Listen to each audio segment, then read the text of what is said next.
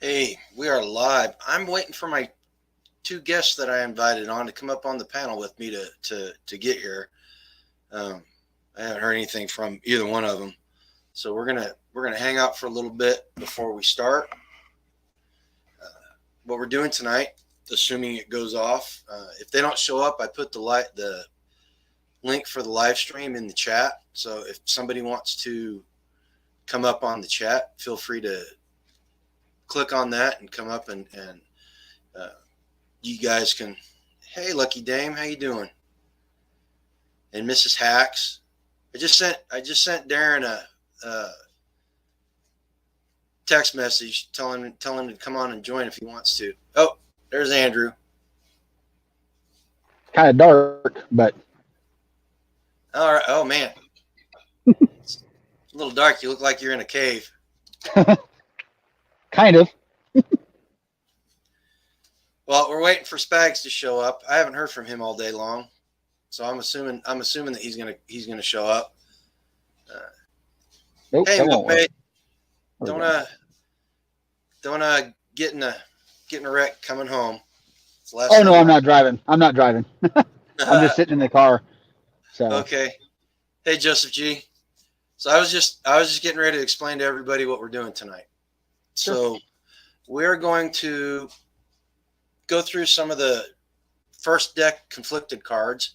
And if you don't know what conflicted is, it's a card game that has a bunch of moral and ethical situations on each card, and you randomly draw cards, and then you basically go around the circle and everybody gives their answer.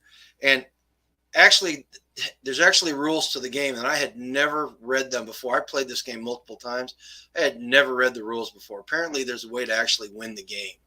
So we're gonna kind of semi follow the rules here. So what we'll do, um, once we get one more person up here, uh, we will let the chat decide which answer is the best answer.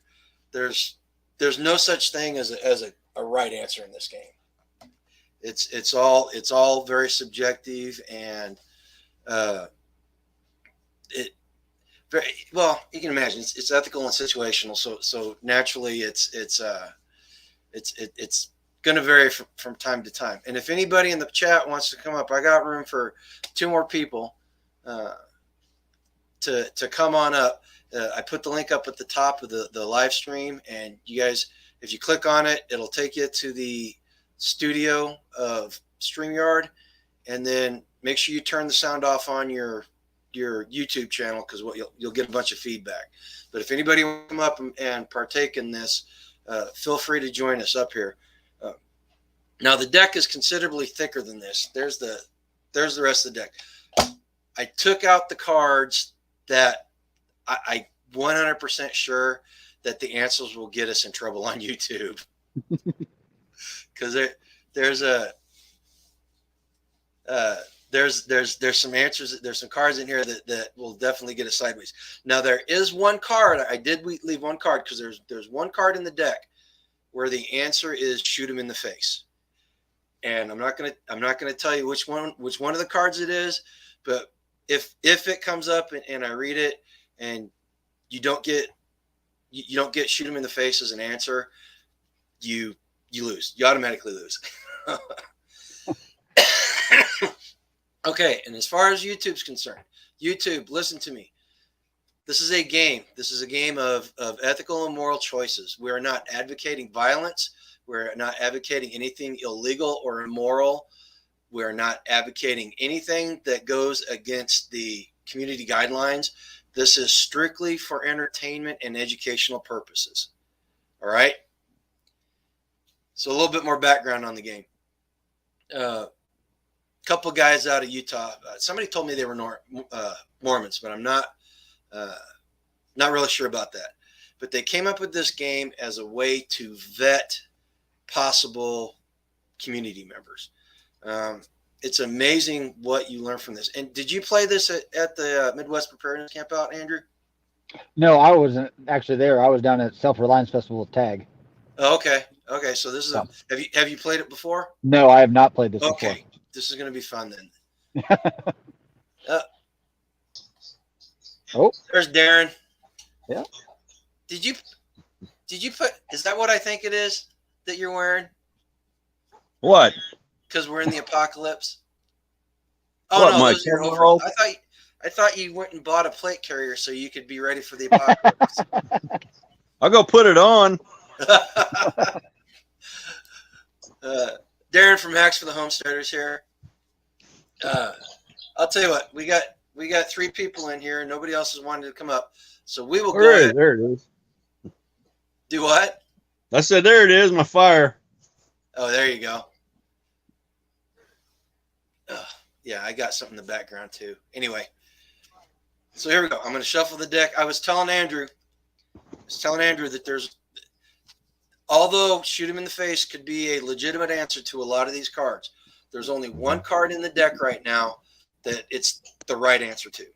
All right. And if you don't get that as the answer whenever the card comes up, if it comes up, then you automatically lose the apocalypse. Okay. It's just my steadfast rule. Okay, so let me shuffle this a couple times, and we will draw our first card. And Andrew, since you have never played this before, you get to answer the card first. okay. And these are totally random. Okay, and some of them are rather wordy, so you got to pay attention. Now, remember, this is post-apocalyptic. Everything you've done up to this point is over and done with, and what the card says is what's happened to you. All right. After a meteor shattered the country and parts of the world, a war for resources broke out in which left the political scene in complete chaos. Your local community has been completely destroyed, and after months of struggling to survive, communists appear offering help. They can provide food, medicine, water, shelter, and the conveniences that you haven't had for years. All they ask in exchange is that you join them. Disease and hunger has crippled your group, and your loved ones are suffering beyond belief. Would you join them or not, and why? No, not absolutely not. Okay, and why not? Why not? I am freedom loving through and through, and I'll take that to my grave.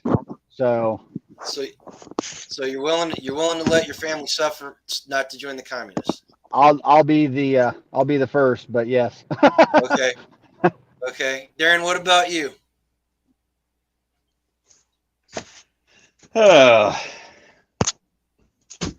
Clear these screens.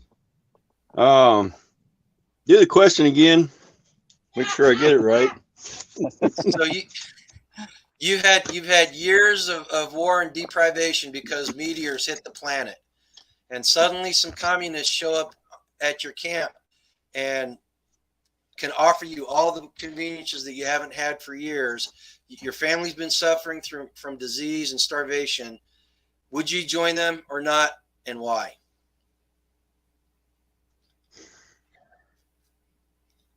So years of deprivation, and they got all the goodies. What are you going to give up to get it? Everything. All you got to do is join them. You got to become a communist. Yeah. I don't think so. I'm going to lose something somewhere. I know it's coming. Probably not. Okay. I'm out. So your final answer? Yes, it is. Okay. I'm going to agree with you too. I can't. You got to draw a line someplace, you know, and hopefully, if the end of the world comes and we're all presented with that situation, hopefully we can all stick to our guns and not cave in. All right. Yeah. So chat. There you've got all 3 answers. They're all basically the same. You want to chime in on who's got the best answer there? Hey, Bullet. Apparently, Trying to set the tripod up. You got wandering feet tonight, don't you? Huh? Hey, as a reminder, the StreamYard live chat link is chat. What are you doing? I fell. He dropped soup everywhere. Oh man. I'll get it. So Naughty Heathen says that he joined them, and Naughty Heathen in 145 or what is it, 200 characters or less. Can you explain why you join them? And while you're doing that, we're going to draw the next card. Okay, here's a good one. It's going to help if I put my glasses on. I leaned on that stove and it's like, whoosh. Out of all the conspiracies in the world today, Boom, two boom. conspiracy theories I that wish you you would. believe that other people may think are crazy. Briefly explain why you believe them to be true. This is all trash. That's hard to. That's a hard one to come up. That's a hard one to answer. All the conspiracy theories are coming true. Darren, you get to go next. So, Okay. conspiracy theories that you think are true and why you believe them, even if they're crazy. Well, I've seen most of this stuff is actually true. And the more that they lie to you, the more you see it, or I do. Yeah.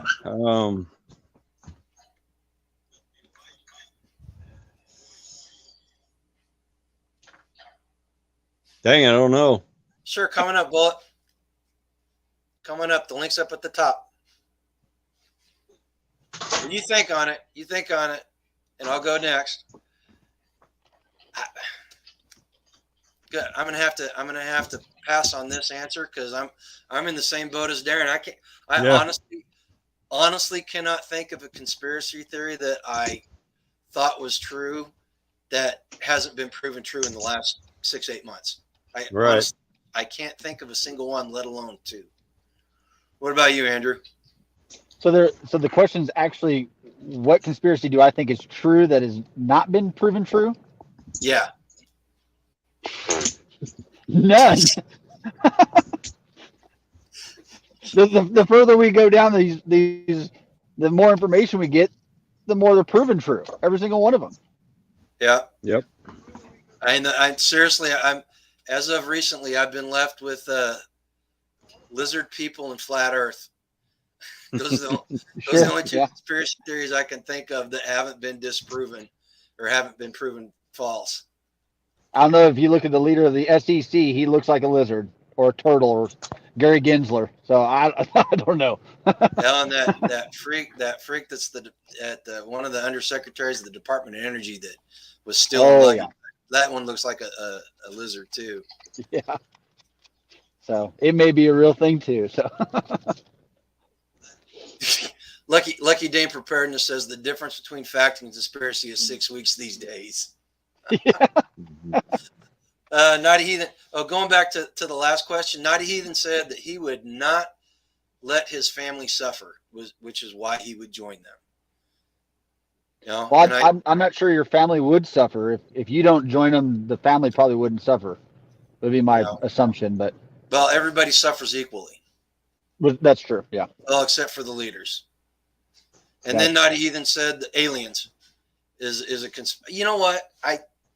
He wins this round because I didn't even think about aliens, and yes, I think aliens is probably true. I mean, just statistically they have to exist. Now whether they're coming out into the backwaters of the universe and abducting rednecks on the weekend, that's a whole other thing.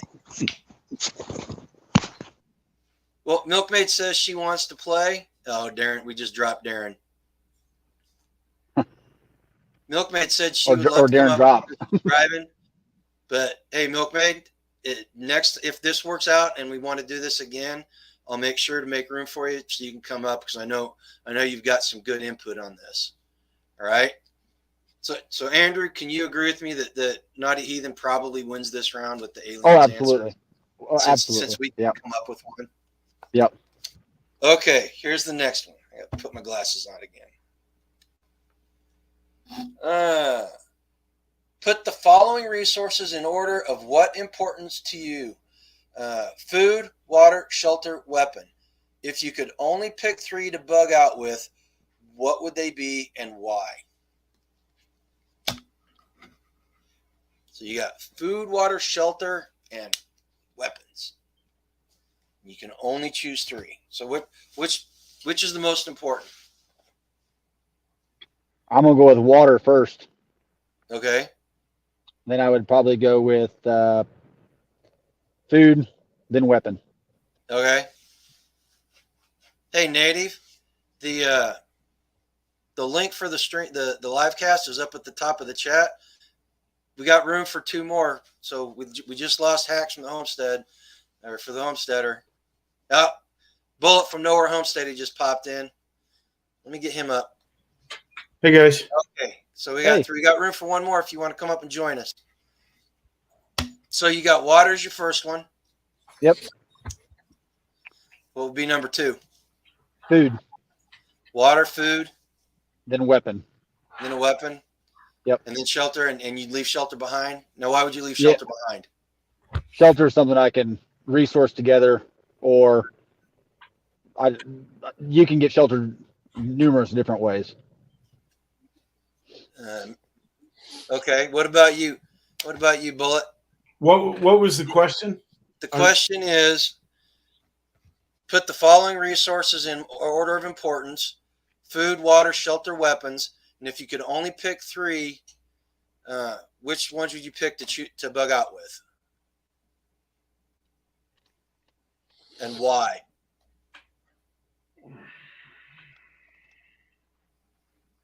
If you're bugging out, I would say water, food, weapons, and improvise shelter on the fly. And the why I would leave shelter behind is because you're bugging out. You're on the move. You're not stationary. Okay.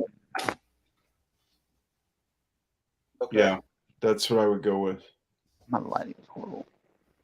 So You got to basically, feel your body first, is and then back. you got to be able to protect it.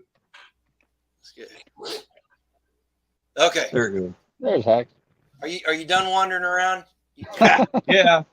I'll sit down for a while. Let's see here.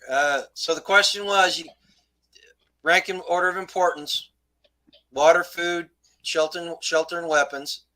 And if you can only pick 3 to bug out with, what would they be?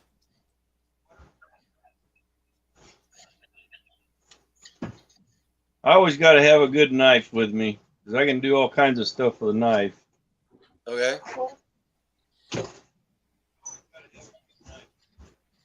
Something to carry water, a plastic bag or something, and probably a ferro rod. So shelter. Shelter, yeah. Okay. So you got weapon, water, and shelter. So you leave food behind if you can only pick 3. I can forage for food. Okay. So some of the answers we've got in the chat, we got Naughty Heathen says water, weapon, and shelter. Lucky Dame says you can hunt with the weapon, so I'm assuming she'd leave food behind. Shelter, water, weapon. Man voicing text sucks. That's Milkmaid.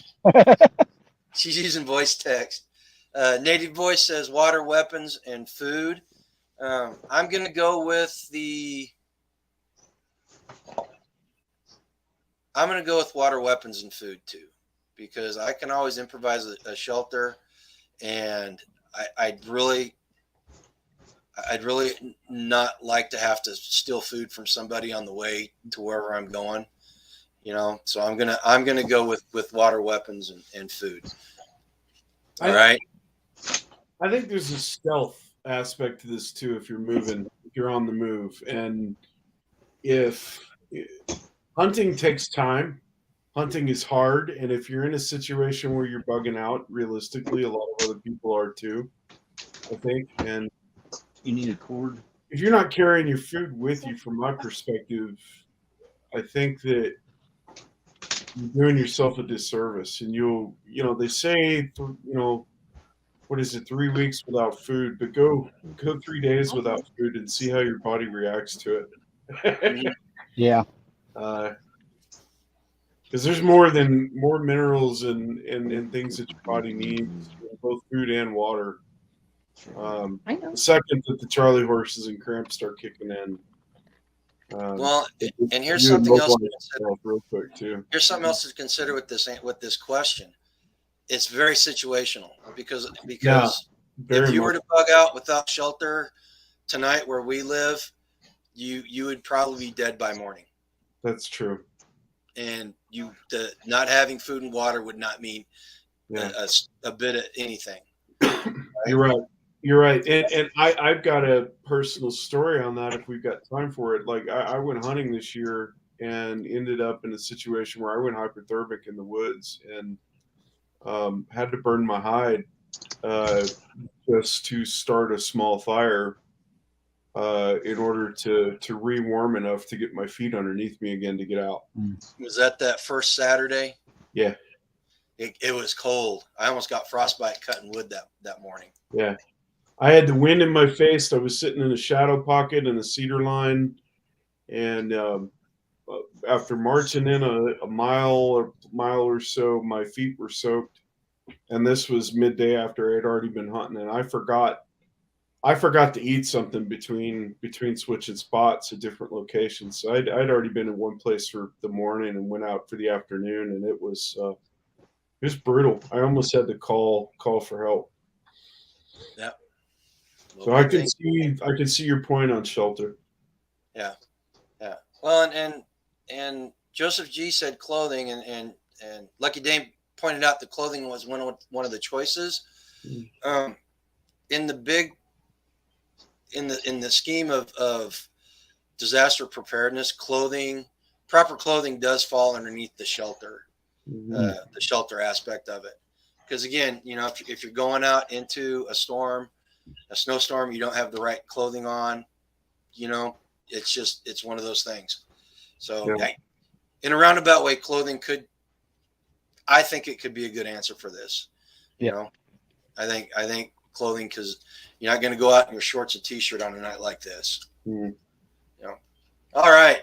So if you guys got a favorite answer there, go ahead and pipe in on the chat, and we will go to the next card. Okay, this is kind of a long one, and I chose this one, and you'll understand why. Russia, China, Iran, North Korea, and Venezuela declared war against the United States due to the death of the dollar, which led to complete collapse of the global fiat money system. They blame the U.S. government for ruining the global financial markets and are using propaganda to get the support of their own people. Your country's president has gone on TV and declared that there are rough times ahead and that all citizens need to prepare for World War III. What would you do after hearing that? Gee, it sounds kind of prescient, doesn't it? Wolverines. So, Bullet, you're new on you're the last one that came up on the panel, so you get to answer that one first. So what would I do? God, man, that's tough. I guess it would all come down to a lot of circumstance of where we are today, or where we are in that moment. If we were where we are today, I would be fortifying our position a little better. Okay. For starters, we're not in a, we're kind of out, but we're not. We're out there, but we're still on a paved road. But we are on kind of the edge of town. I've got a plan for that, so I don't want to talk about it here. But just to say, I would stay where we are. I would go as dark as possible, and I would fortify the position as best I could. Okay, so one of the cards that I took out of the deck was basically that part of your plan or whatever you were just talking about with considering the roads. And invariably, the reason I took it out, invariably the answer comes up with heads on pikes. Anytime that question's asked, I've heard that asked almost every camp. We play this game at every camp out the Midwest Preparedness Group has, and every time that card comes up, that is the answer that comes up. So that's the reason why that question is not in here. Yeah. Darren, you want to go next? Sure. Yeah, when they Okay. declare war or even come close to that, it's time to start locking the gates and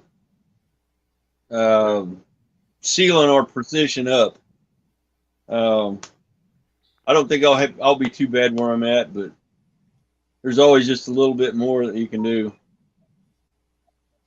I think I got Okay. everything else covered. Andrew, you want to go Just next? kind of locked down. Just kind of got locked down and go for the ride. Okay. Yep. What about you, Andrew? Probably not going to vary much off their answers, really. I mean, I'm pretty much out in the middle of nowhere, but I'd definitely be gathering the community more closely, getting everybody kind of in line of what that all looks like. And I mean, the circumstances are so vast in that of how that looks. I mean, because that could turn into whether it's an invasion or if it's whatever it may be, Mhm. But definitely doing that and just making sure the community itself is fortified and fortified within the supplies that are going to be needed. So, Okay. Before I answer the question, some of the answers that came up in chat, Native Voice says, head into the fallout bunkers and tunnel systems, stay down as long as you can. Stay away from stores because Lucky Dame says stay away from stores because everyone's going to lose their damn mind. Yeah. Naughty Heathen says defensive posture. Milkmaid agreed with Native. Let's see what else we got. And then Native followed up with tunnel system will be hard, but if we work together, we can do this. So Native's going to play real life Fallout 10 or whatever Fallout's up to now. So my answer, oh goodness. Okay, I'm gonna assume from the way that the card is reading that we're not in imminent threat of being vaporized in the next 30 minutes. Okay, so that's what I'm taking away from the way the card is written, and I think the first step I would do would be to reach out to everybody in the circle and set up a line of communication with everybody, make sure that we're all aware of what's going on and we're all on the same page. And then for my family personally, I think what we would do is we would do an audit of our preparedness stuff.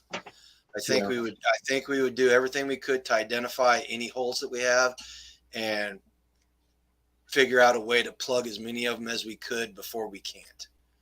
So that's what I would do. And I think some of you guys, I think the defensive posture and fortifying our positions and all that stuff, I think that's, hopefully we've got that plan put in place. Hopefully your group, even if you've only got one or two families, hopefully you guys have got plans for that. And if you don't, you should probably be working on them.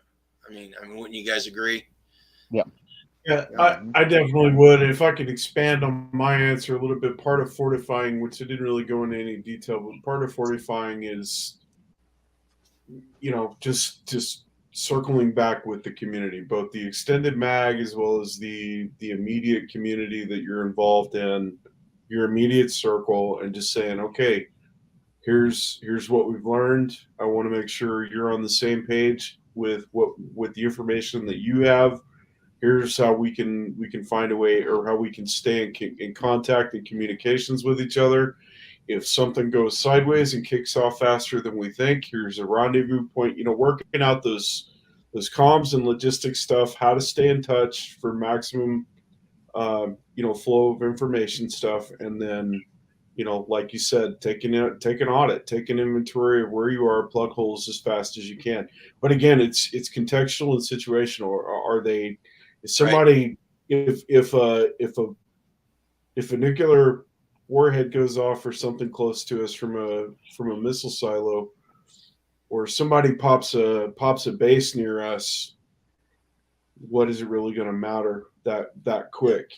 But and then fortifying is of course not just taking a defensive posture, but also look abandoned, look like it, don't be a hard target kind of thing. Well, and part of my answer is the fact that I think the possibility of something happening just like that is, for a lot of people that may happen, but I think anybody that's got the preparedness mindset will have their ear to the ground, and they'll see what's coming. Because I know Those who have minds to, or eyes to see and ears to hear. right. Everybody that I deal with on that level, we've been ahead of every curve that's been thrown to us for the past 3 or 4 years. Let's just put it that way. We've seen it coming. I mean, Darren, would you agree?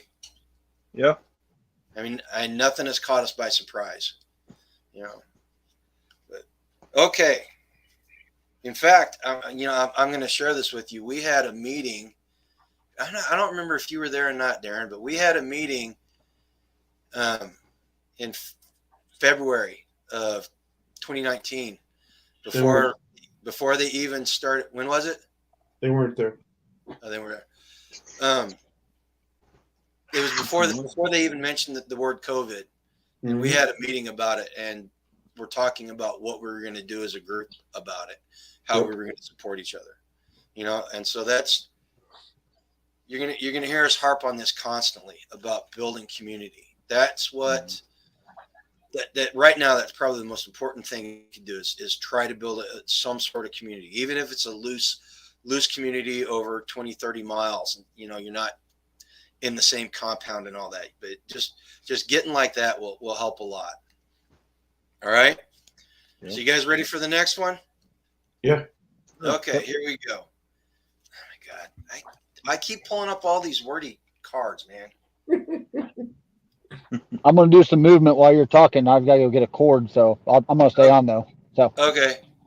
And what here? Look at this card. Look out. Wow. Oh yeah. Okay. Yeah, good ones. On some of the newer decks, the writing is even smaller than that and tighter than that. It's crazy. Wow. Okay, here we go. Nuclear blasts destroyed the modern infrastructure, and your family, along with the family of close friends, are living off foraging on the countryside. They bugged out with Darren from earlier. Every person is barely getting anything to eat, including the children, and deaths from starvation have begun among the weak. While searching for food, you come across a bush with a few handfuls of berries on it. It isn't enough food for the entire group, but it could be a feast for you and your immediate family. Would you obey the rules and distribute the few berries you have with everyone in your group, or would you break the rules and secretly feed the berries to your family? Well, I will go first on that one.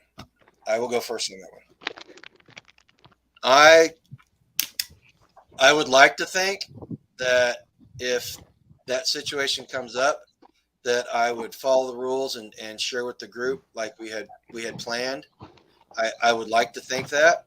I'm going to go with that. I'm gonna assume that I'm able to stick by my morals and my agreements. I mean, that's one of the things the integrity is probably the most important character trait in my book, because it's the basis of everything else. So yeah, we're going to go with I'll abide by the rules. Okay. What about you, Andrew? You ready to answer that question? Well, I'm going to be honest, and I missed about half of it. So. Okay. Well, so the question is, everybody's starving in your group, and you've got an extended group, and you find some berries. You're living off of foraging, and you find berries that would feed your family, but nobody else. Mm-hmm. Would you follow the rules and share with the group, or would you eat with your family and ensure your family's survival? Well, it didn't say it would ensure your survival. It just said you'd have a full belly for a little while. No, I would probably be sharing with the community and following the rules. Okay. I would have to say that I may give a little bit more to my family, but I would definitely. I kind of look at it. My family's probably built to survive better than most, and so we probably could survive off a lot less than what the other individuals in the group probably could. So Okay. I'd follow the rules because I'm about the same way as you are. Is I draw a line and kind of hold to that moral ground. Right. What about you, Bullet? Yeah, man, I have to go back to our good buddy Charles, his words of wisdom every time we play this game. If we lose our care for each other and our humanity and all of that, then what good are we really? There is a strong importance to integrity in a group environment, in a community, and you lose face and compromise yourself inside that circle, inside that community when you don't honor those things. And so I very much would stick to the honoring the rules and dispersing the food amongst the group equally. We rise together and we fall together. Right. And at the end of the day, I know where I'm going after this life. And Hebrews 11 tells us that God's going to wipe us out anyway, and rebuild a new heaven and earth. So I'm not really trying to save myself before I save others. So it's far more important to honor the integrity, my own integrity, and my commitment to my fellow man and those around me. So I would honor it. Okay. What about you, Hacks? I'm with you, G. Follow the rules, to show integrity. And even when they see just that minimal amount, it's like, hey guys, this guy's the right guy to be here because we kind of set rules for the group and he's obeying them. So Right. Well, and let's look in the chat and let's see some of the answers. I think Tammy C posted something that I think is the crux of probably the most important thing in any of these answers. She says group is important for survival. And then Milkmaid, I would like to think that all the adults would allow the kids to eat. And then Lucky Dame says she'd want to keep it. She's being honest. She'd want to keep it, but she would share. But I think going back to what Tammy C said, if you destroy the trust in a group by doing something like that, guaranteed that nobody makes it out, or very few people do. And then Milkmaid's answer about the children. There's actually another card in one of the other decks that actually discusses that, and the point is that if certain members who are in charge of procuring food and doing all that stuff don't get enough to eat because you're feeding these kids, then the entire group is going to die. And that's the question. What would you do? What would you do? So, and that's a hard question to answer. It really is. It really is. Okay. You guys ready for the next one? Yeah. Okay. Yep.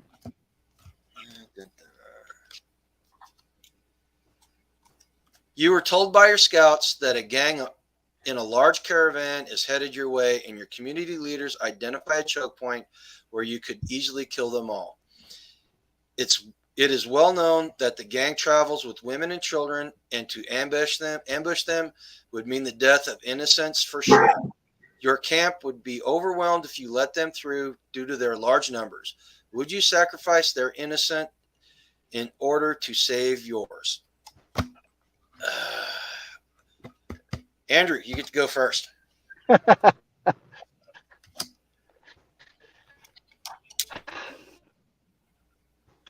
Would I sacrifice?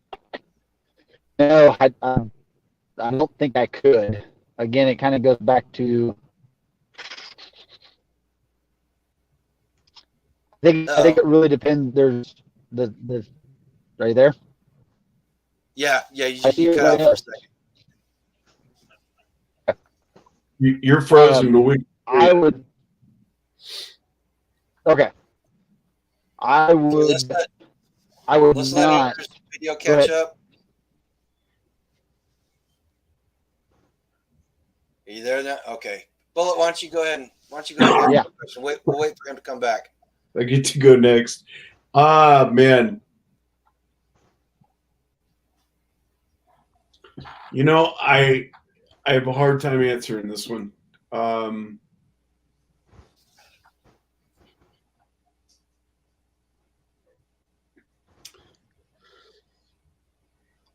wouldn't want to sacrifice any innocent. However, I don't know. There's the appearance of innocence. There's I mean, from that vantage point, from the card, it reads as innocence, but are they truly innocent? Are they unarmed participants? Are they sacrificial bombers on their way to get their 72 virgins? I don't know. It's I'd have to see it. I'd have to blanket answer. I would be more inclined to sacrifice them before I sacrifice us. Okay. If there's a greater chance that they can wipe out the position that my group has, I would be more inclined. It would suck. I'd be in a lot of prayer and a lot of tears over it afterwards. But I mean, reality is I'd have to favor what God has put under my charge to protect before I considered. It's a tough one to answer, isn't it? What about you, Darren? It really is. Yeah, you could go either way. I'm kind of with Bullet on that one. Kind of the protective of your group and what you've got going on. Because there's going to be times when those problems arise, and you kind of gotta, I don't know, hold your ground on your principles of what you've built. And yeah, it is a hard one to answer. Andrew, before you answer, let me remind YouTube that this is for entertainment and educational purposes only. We're not advocating violence, anything illegal or immoral here. So let's these cards are just to make people think out moral and ethical problems. We're not advocating any course of action. All right. Go ahead, Andrew. Yep. I kind of going back to the whole thing of it's a very scenario based thing, but supposing I have the ability to actually, that I'm going to into the sense that we're going to stop them before they get to us, and I'm assuming that I have the ability to maintain some or gather more, and I would, if possible, give them something and make them move on. Came down to it, and dropped off again. But I don't know. I would have a very, very tough time not trying to provide something to appease them to move on forcefully, if nothing else. But if it came down to it, yes, I'd have to agree with the other two that I've been given charge of this community, and if that's what it comes down to, then I would defend this community and let the rest go where it may. Right. So some of the answers that we got in chat was Naughty Heathen agreed with that you take them on in the ambush. Milkmaid says, unfortunately, war always has collateral damage. The key is to try to minimize, but it will always have collateral damage. Tammy C says, it's always such a hard scenario. We want to protect ourselves, but not lose our humanity either. And yeah, that's with a lot of these cards. Then Not a Heathen piped again. If they have a weapon in their hands, I would defend myself and my group accordingly. Yep. And then Milk makes the point that a reason why a lot of soldiers have a hard time is because they have to deal with these kind of questions in real life. So my answer would be, from reading the card, the two things that stick out with me was number one, you have forewarning of them. Number two, you have information. You know that you will be overwhelmed if they make it into your position, to where you're camped. So we can take from that they've been overwhelming other people, right? Yep. So my answer would be, I would have no problem taking care of business, because you don't defend the house from the house, right? You defend it someplace else. Yeah. And societally, by and large, many people think that World War II was a good thing for, because we took out the Nazis and the Japanese, who were killing millions and millions of people, right? So societally, we accept the fact that the entire enemy camp can be a target. We don't want to go out and, if the women and children are by themselves, we don't want to go out and massacre them. But if the enemy chooses to put themselves in that situation, then we have no other recourse. Yeah, at that point, they're a barrier. They're nothing more than something they're hiding behind. Right. It's the whole question of the good Germans in World War II, right? Mm. So that's my take on it. All right, next card. This is an easy one. Finally, a short one. Probably the shortest one in the deck. What is the one skill you wish you had in case the world went post-apocalyptic mode tomorrow, and why? So this is assuming you don't have the skill already. All right. Restate that, please. What one skill do you wish you had in case the world went post-apocalyptic tomorrow, and why? So it's a skill that you do not have, that you wish you had. So Darren, you want to go ahead and answer that one? Oh, like this morning, I broke out a pair of wool socks. Found a hole in the bottom. So I flipped on YouTube University and hit a few videos to learn how to fix my own socks. And I've got a couple of tools to get, and I'm going to get proficient at that. Imagine getting in this cold weather with no socks. Oh yeah. No, Yeah. And wool socks. God forbid you have No wool cotton socks. Yeah. And everybody in chat, the reason why this question's so funny with Darren is because he's actually got a T-shirt that is based somewhat in truth that says, if Darren can't fix it, no one can. Yeah. So if you guys go to his channel, he is the MacGyver of the group, or the Cooter from Dukes of Hazzard. It's a hazard. Yeah. Do the MacGyver. Okay. Andrew, did you hear the question? Yeah, I did. Okay, what's your answer?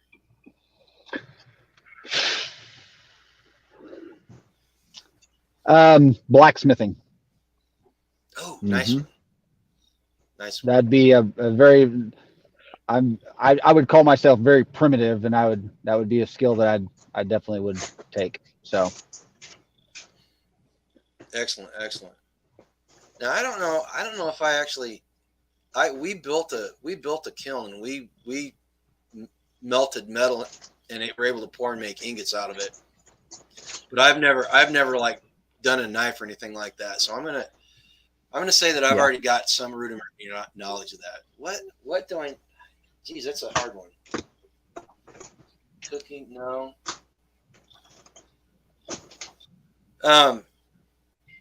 Emergency medicine. Now, I'm not talking like fundamental first aid type of stuff. I'm talking like ditch trauma medicine.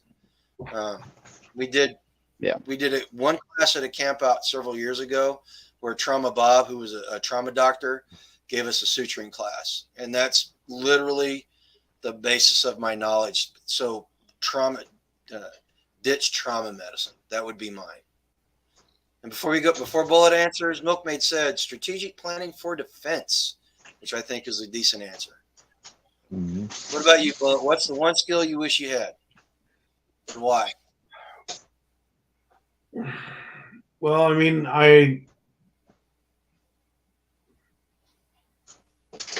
would say better knowledge of soil and gardening and permaculture in general. Post-apocalyptic implies to me that the environment has gone to shit, has gone downhill too. Not just not just the infrastructure has been blown away or whatever, resupply, all that stuff, but the environmental conditions in which we live in have changed. So I think in those circumstances, regenerative practices and knowing how to what is the word? Permaculture and system, I forget the word. Regenerative agriculture. Regenerative agriculture. Yes, how to restore the land, how to restore the soil to bring it back to where you need it to be in order to reproduce again. How to recover from the Dust Bowl. How to grow food on Mars. Okay. He He even said he'd be a scout, and then he followed up with it's wish I had. Yeah, because if I remember correctly, he was a Cav Scout, and he wore one of them funny hats, just like Native. Lucky Dame says tracking eye. That's a good one. That Yeah. many uses. Tammy C said tanning hides. That's a good one. I know a guy that can teach you that. Dave over at Blackthorn. Yeah, if you're in the Midwest, you go to Blackthorn. They give some really good classes out there. Let's see here. Milkmaid says Skill Cult offers great videos on the topic of tanning, and then she's finally home, so she's going to be able to get on and blow up the chat. She's going to be able to blow up the chat. Nice. Milkmaid, if I remember correctly from one of the recent chats, he's a Cav Scout too. So yeah, we got a bunch of those in here. It's kind of weird. Okay, next card. Who did we start with last time? Started with Darren, so Andrew's next. Yeah. Okay. A series of asteroids have destroyed the modern world, setting civilization back at least 1,000 years. What are the first 3 things you would personally do in order to start rebuilding civilization, and why? First 3 things you would do to start rebuilding civilization, and why? And I know somebody in chat is going to give a certain answer, and I got a pretty good idea of who it's going to be to give that answer. But go ahead, Andrew. Go ahead and answer that question. Shoot him in the face. Let's see. Small thinking there again is figuring out how to food, shelter, and water. How to get those immediate needs started. Some type of community building within that. And then I did some type of defensive posturing within that as well. I mean, it's kind of the whole thing of just what would you do to start all over again? Build up what you have now. Right. You're just starting from day one, ground of nothing. So lots of scavenging. So we got building community, scavenging, and setting up some sort of defensive posture. Yeah. Okay, my answer. The 3 things I would do. Well, if the world was set back 1,000 years, that would mean a whole bunch of people that would have died. So the first thing I would do would be to reestablish my family and my local community on a sustainable basis. Second thing I would do would be to gather survivors, gather people so that we could build a larger community, because you have a better chance of survival with a larger, greater community, if you will. And then the third thing, it would be scavenging, but I'm going to say scavenging books. I would say that going out and finding books and salvaging and saving as many books as possible as quickly as possible would be my third one. Okay. What about you, Bullet? To start over, not really end of the world scenario, but we kind of did move up here from Texas and basically started over in a new state and a completely new way of life. And for us, in a lot of ways, I could draw some similar comparisons. And so I think I would probably do a lot, it would be a little bit different context, of course, but I'd follow along the lines of the same kind of logic, get to if I am where I'm going to be in that scenario, I'd start seeking out the community I can be a part of, or that my family can be a part of. I want to figure out how I can be useful to that community and how they can be, how I can be of value to them and they can be of value to me. And once we kind of have that established, and there's the start of trust being developed and all that, I think that I would move to, I guess, probably acquiring resources, working on what it would take to build, what it would take to grow, what it would take to defend, all those things, working on those things. And then the third part of it, I very much am in line with you, Grumpy, in that I would be seeking out knowledge. I would be seeking out and harvesting knowledge in whatever forms I could get it. Ideally hard copies, so that it's there and tangible and survives the test of time. And books right now are kind of the way that knowledge is there. But 1,000 years ago, it was stone tablets and papyrus scrolls and stuff like that. So however that knowledge can be acquired in a hard copy and made shareable would be the third thing I would do. Okay, Darren, what about you?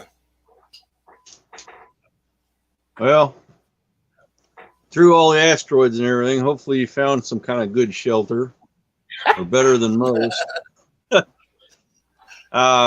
Make sure that your family and your community is kind of set up and self-sustainable, like you said.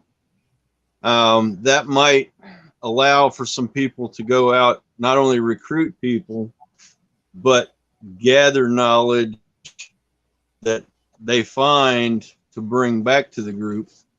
Having that set up to where they're sustainable, it's not a demand on them having to be there to be part of that community. You have some knowledgeable folks that are able to travel that way. And like you said, the books, the hard copies, the charts, that's another way of getting that knowledge in there. But my most important thing is you get a bunch of people around, you need a bucket somewhere, you need hygiene. Sanitation engineer is one of the most important guys around. Oh yeah. Man, you are not wrong. If you don't keep them women happy, nobody's going to be happy. Amen. So some of the answers in chat. Milkmaid says establish a concrete constitution, build a network of communities, and most importantly, share knowledge back and forth with each other. Mm-hmm. And then Joseph G kind of says along the same lines, write a constitution and laws based on Christian values with severe punishment for corruption and evil crimes. And Starla makes the point, if the earth was taken back 1,000 years, there would still be remnants of prior life. So I would be a forager and a scavenger. And then Lucky Dame agrees with you on hygiene there, Darren. Now, if you find this topic interesting, there's a book, a science fiction book called a Cantonal for Leibowitz, and it's literally this scenario played out in an entire book, and I highly recommend it. It's a great book, and the book is post-nuclear war, but it spans about 800, 900 years of history after that happens. Arthur said that he would just open a trading post, and it would be the place to go. So he's looking at being a business magnet at the end of the world. Mm-hmm. Rothschild. Okay, next card. Services right there. Mm-hmm. The next card. Let's see. You see a large mob breaking into your neighbor's house. You know he is there with his wife and children. You have about 24 rounds of ammo, roughly one for each mob member. You are the only person capable of defending your own family. The mob passed your house and didn't notice you at all. Would you step out of the shadows and risk your own life to help your neighbor, or would you stay safe and protect your own family, and why? And it's my turn to go first. Oh, goodness. Well, I'm gonna preface that Naughty Heathen said exactly what I thought. Do I like this neighbor? I've had neighbors. I've had neighbors that I would not go out of my way to help, just because they were that type of people.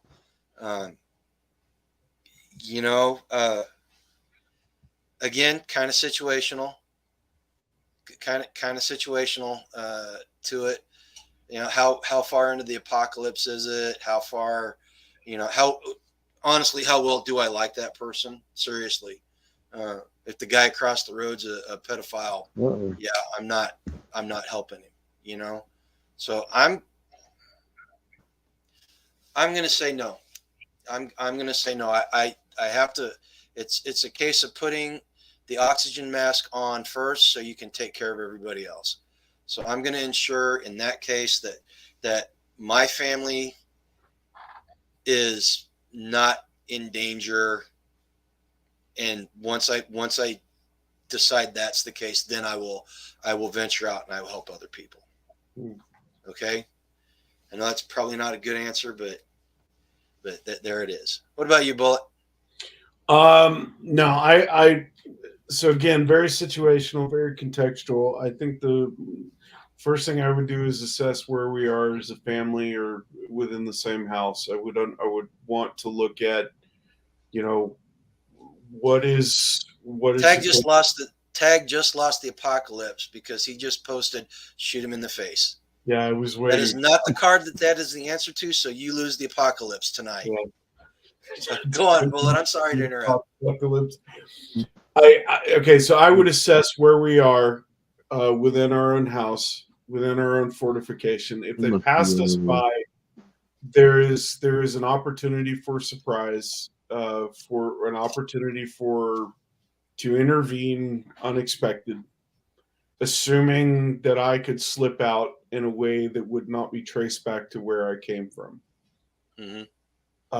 If that were the case, and I again like the neighbor, wasn't a pedophile or whatever they are, as long as they're a person I feel charged or feel called to help, I would do everything I could, but the primary focus, of course, would be on me and mine, and whether or not I could get the upper hand. If I've only got enough rounds for one person, I don't know. And it also depends on who I have with me. If it's just me going out there, I'm not going up against 20 guys. I would rather just, it would be a smarter play to stay alive and cover the family than it would be to step out there as a go play Cowboys in Texas and get 19 holes in me. So from 20 guys. What about you, Darren? What's your answer to this? Bolt action or AR? Yeah. It doesn't say on the card. It says you got 20 rounds and there's 20 dudes.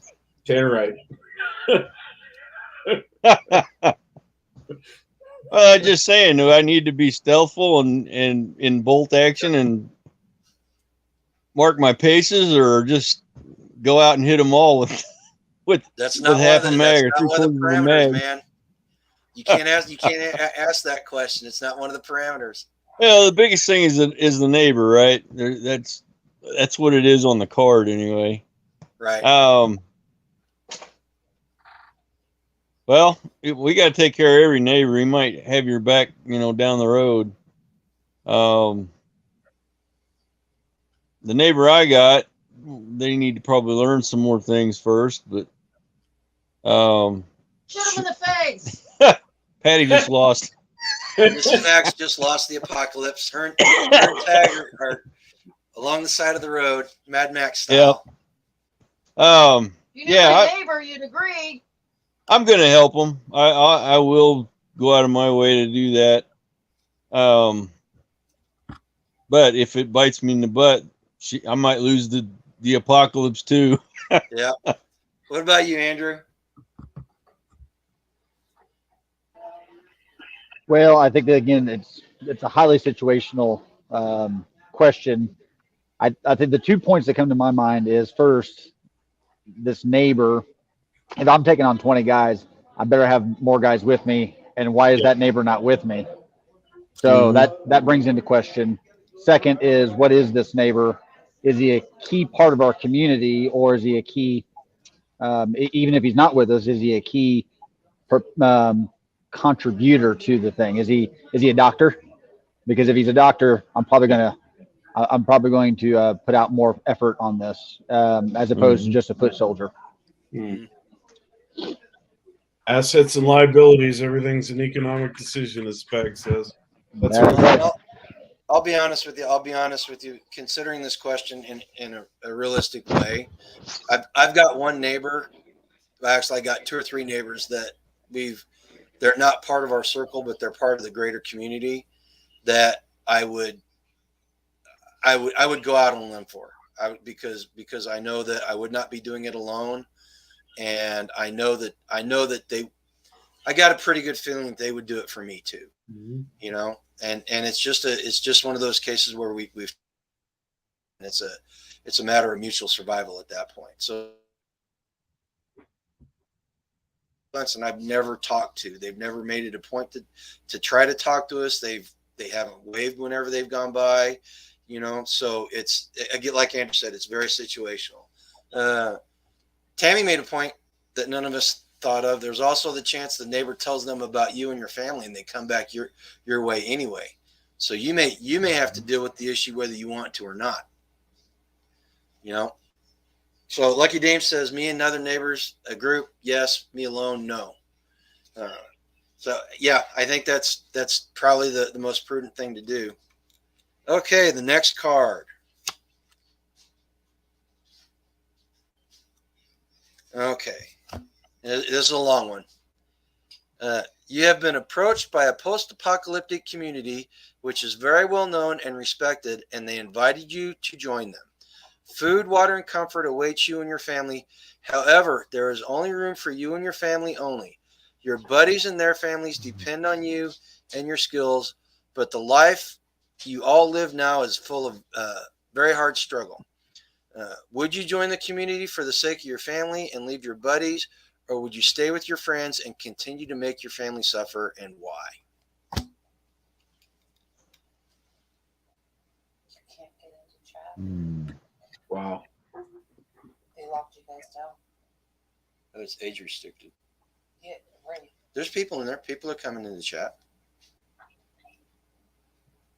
can't get Hang on a second. Yoda, I made this age restricted, so anybody 18 or under can't get into chat. Apparently, I'm a youth.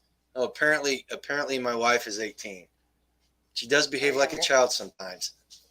I did get a warning to that I effect. got the warning So, too. Oh, I got a the warning age and now I restriction can't is in get in. place. What? you clicked the wrong thing. Thank you. Okay, where were we? Oh, we were talking about some of the answers. Let's see what else we got. Lucky Dame says, considering what Tammy said, if she's alone, she'd strongly consider taking off in case she's next. Okay. And I missed what you said, Bullet, because I was talking to. Send B over with the rig it's all pie good. and shook up jar of bees. Oh yeah, absolutely.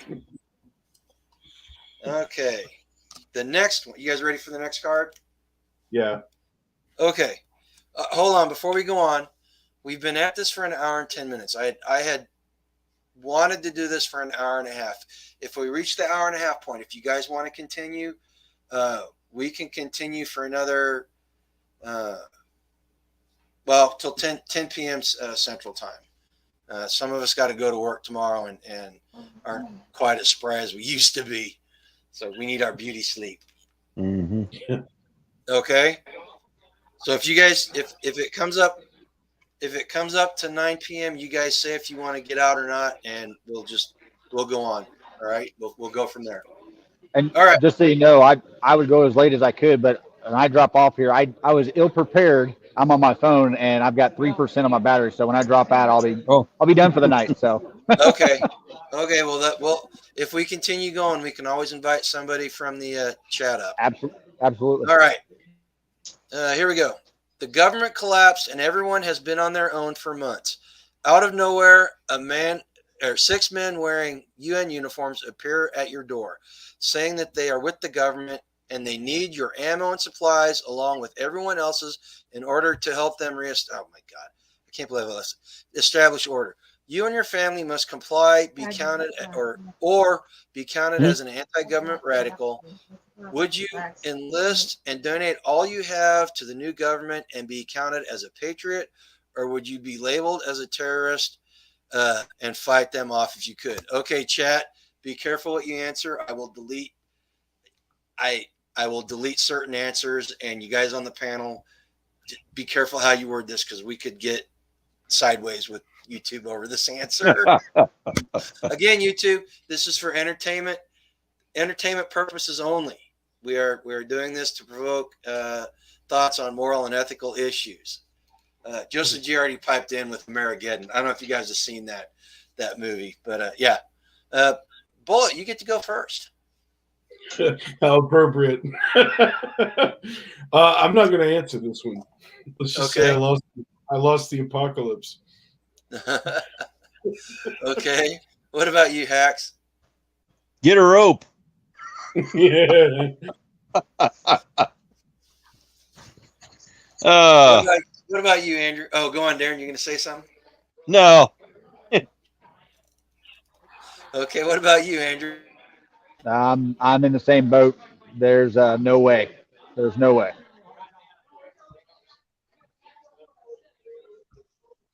This is a campfire question, not globally. Yeah, let's not put this on YouTube. Yeah, let's. Andrew, if Pass. you got an answer, go ahead and give it. But I'm gonna Oh, he just dropped off. Okay, I'm going to You guys call think he that. was a 3%er? Yeah. Yeah.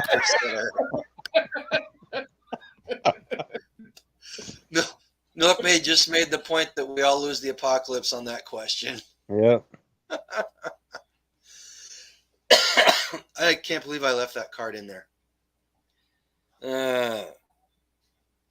Okay, here we go. Next question.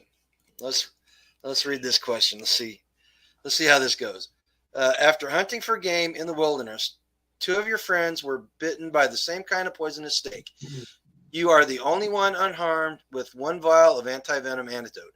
Both your friends have lost consciousness and they have their kids and wives waiting for their return, but you can only save one of them. The full dose of antidote is needed in order to save a life. Anything less would just be a waste. What criteria would you use to save one of them over the other, and why?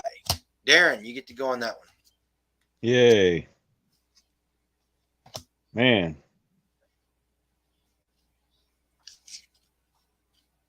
I just have to probably go on their previous record of skill sets, integrity, all the things that we've gone through to put a group together. to see which one's going to be an asset. You got to triage at that point. Yep. And it ain't gonna be because of injuries. It's gonna be because of knowledge base and integrity and that such deal. Lucky just Unfortunately, pointed out it's a trick question because snakes aren't poisonous; Yep. they're venomous. yeah. I'm gonna go with the triage answer. I'm gonna triage it and see and try to figure out who has the best chance of survival if I give them the antidote. Beyond that, I think I would probably go on their how high their survival is on the for benefiting the group as a whole. Mhm. Right. And I'm considering the deck, I'm assuming this is post-apocalyptic and everybody serves a role. All right. Mhm. So that's my answer. What about you, Bullet? Yeah, I mean, honestly, my answer is the exact same. You got to triage, and then you got to consider the economic decision of the thing. Who's survival? But then you could say, to throw a wrench in it, as Data would do. What if that the person with the highest likelihood of survivability is the lowest person in the group, or the one that's the least valuable to the group? Yeah. Okay. So Mrs. Hacks makes a good point. Neither. Keep it for another time. Both families will be mad. You saved one, not the other, so let them go. And then Naughty Heathen kind of asked a pertinent question to that. Do they know that you have anti-venom? That's a really good point. So, do you want to run the risk of tearing the group? Of course, you run it. If you let them both die, you're running the risk. Tammy Eaker says, age, health issues, God loving, and who smells better. Milkmaid says she would triage because value is subjective. Grateful Hearts Ranch, who makes the best chocolate pies? At the end of the world, that may be important. You never know. What's the value? Starla says, possibility that one vial of anti-venom does not fix it. Sometimes it takes more to save it. That's a good point. Darren just dropped off. Who can you help carry back to camp? Are they sacrificing your strength to get them back to camp? That was my lovely wife. Yeah.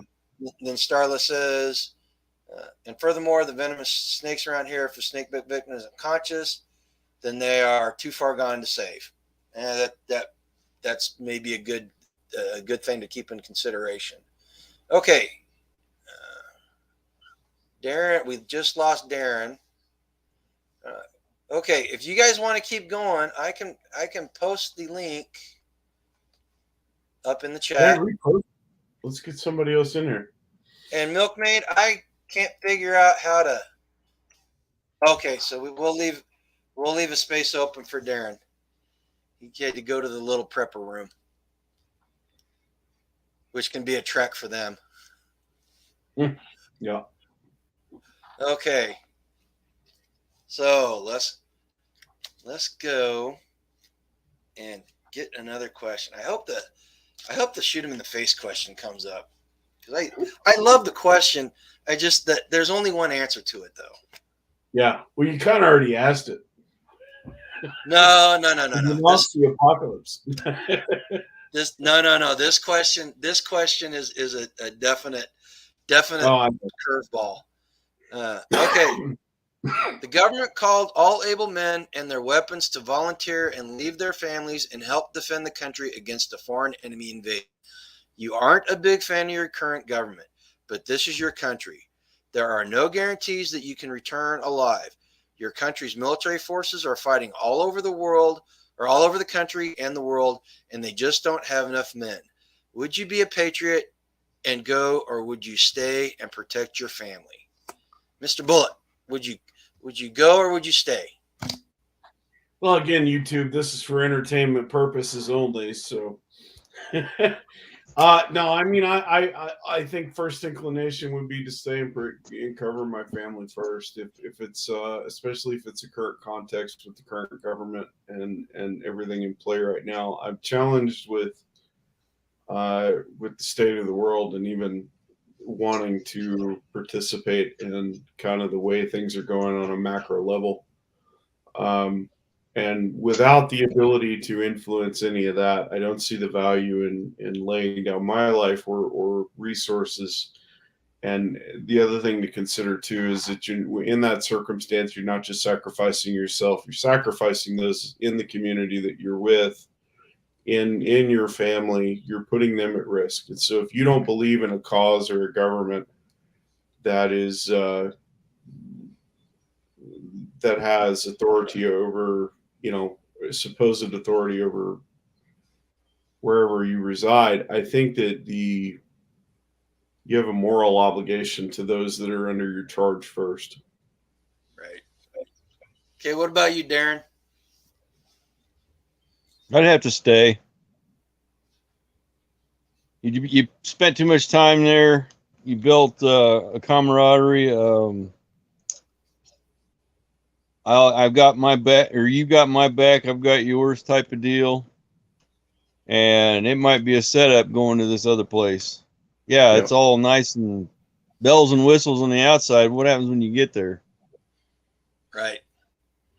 Okay. So here's my answer. This Be is all you can be on the homestead. I Mhm. am going to give, this is the honest to God answer. I am too old and too fat and too out of shape to go run into the sound of the drums. The drums are going to have to come to me before I step in and do anything like that. Yes, I wish I was young and spry, and I wish I could go do stuff like that, but it ain't going to happen. It just ain't going to happen. So my answer right now is to stay. But if you want to speculate, if I was younger and had the physical ability to do that, I think right now, hey Milkmaid, I think right now, I would not go out of my way and risk my life to defend this government. Mhm. I'm thinking that a foreign invasion, depending on who it is and why it is, probably purging stuff might be a good reason, or good, again, just for entertainment purposes. Yep. Milkmaid, did you hear the And question? hey. You want to chime in on that, or you want me to move on to the next question? I could chime in real quick. And hi, Okay. everybody. Go ahead. Hey, Hello. And sorry, I have my camera turned off, but it helps with the internet. Yeah, stay. We've given enough for corrupt stuff, so I think that the wisest choice would be to stay. However, I could see value if it were in country, potentially only because of resource availability. Right. Potentially. It really depends on the situation, though, you know? Well, and in chat, Naughty Heathen, both Naughty Heathen and Lucky Dane kind of made the same point. Naughty Heathen said that he'd stay because he's done his time. He's done his time, and other people can go do it. Excuse me. And then Lucky Dame says she's already told Hubs he's not allowed to run off and play Army again.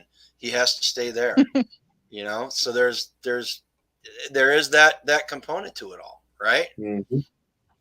So sad. It depends on the risk you're putting your family and those that are under your charge and part of your community. And then going back to a previous answer on a previous question, G, I think part of it too is you don't defend from your home place, right? But if we're looking at context, are they coming through California or are they 20 miles from your house? Right. If they're 20 miles from the house, I'd be more inclined to go there. But if for no other reason than to try and keep them away from where you are. But again, it's a risk assessment. Context is everything. I'm still very much inclined going up. Yeah. And then some of the other ones, who was it? both Tammy and Grateful Hearts, Tammy Eaker and Grateful Hearts both said God, family, country, business in that order. So yeah, I can relate to that. You know, again, it's a very situational question. And one thing I've learned about this game, well, this game and Prepper Fiction, is when you try to be a moral compass, you're always the first one to die. So the whole key to survival is not being the moral compass of your group. Okay. Yep. So, okay, next question. And we'll let Milkmaid go first on this one. What event or series of events will lead to, quote, the end of the world as we know it, unquote, in your opinion? Oh man, there's so many choices these days. Oh, yeah. I think what is most likely, or what do I think would be the most devastating? Well, which one do you think is going to happen? Likely. Most likely. Oh, sorry. Most likely economic collapse, honestly, or push towards a digital system with a social credit score. I think. I mean, that is actually probably the worst case scenario.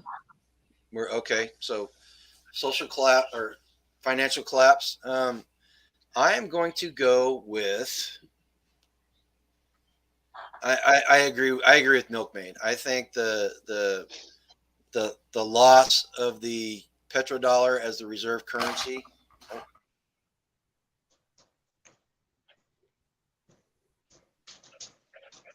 Your mic's out, bud.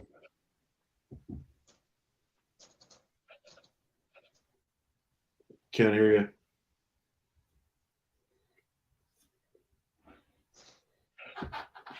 Still Okay. can't hear you. There you go. I am back. Hang on. Let me get rid of this cat. Anyway, let me finish my answer. Can you start? Give me a 5x5. We can hear you. You can? Yeah, you're good. Yeah, you're good. I got 5x5. Yes. Okay. I apologize. The cat was attacking my cord. Starla asked me to repeat the question. What event or series of events will lead to the end of the world as you know it? In my opinion, the loss of the U.S. dollar as the world reserve currency will cause a financial collapse in the U.S. and us still being the largest economy in the world, as far as GDP goes, that will cause the rest of the world to collapse. So that's mine. I'm going to agree with Milkmaid. What about you, Bullet? I'm gotta say a similar response. Only I'm not going to call it economic collapse. I'm going to call it an engineered collapse. I think it's intentional. Okay. Agreed. I think there's enough evidence to suggest to indicate that it is very much intentional. So I would call it an engineered collapse. Biblically, I'd just simply call it sin. Okay.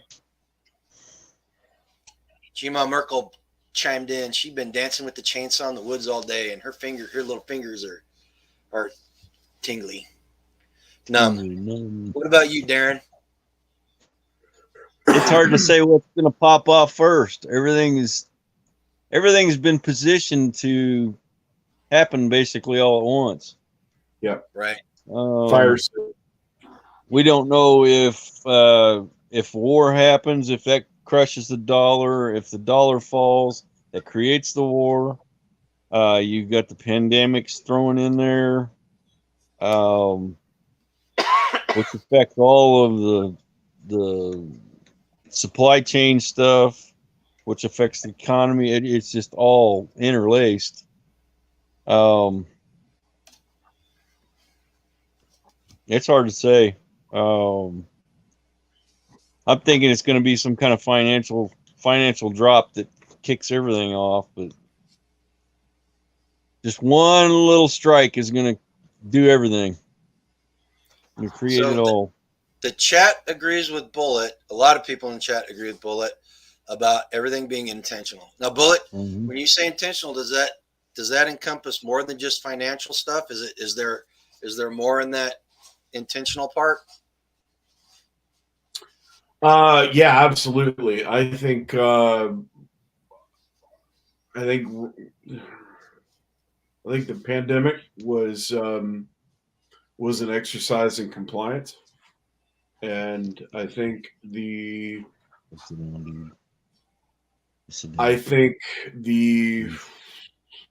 social unrest between the riots and things around different movements that have taken place were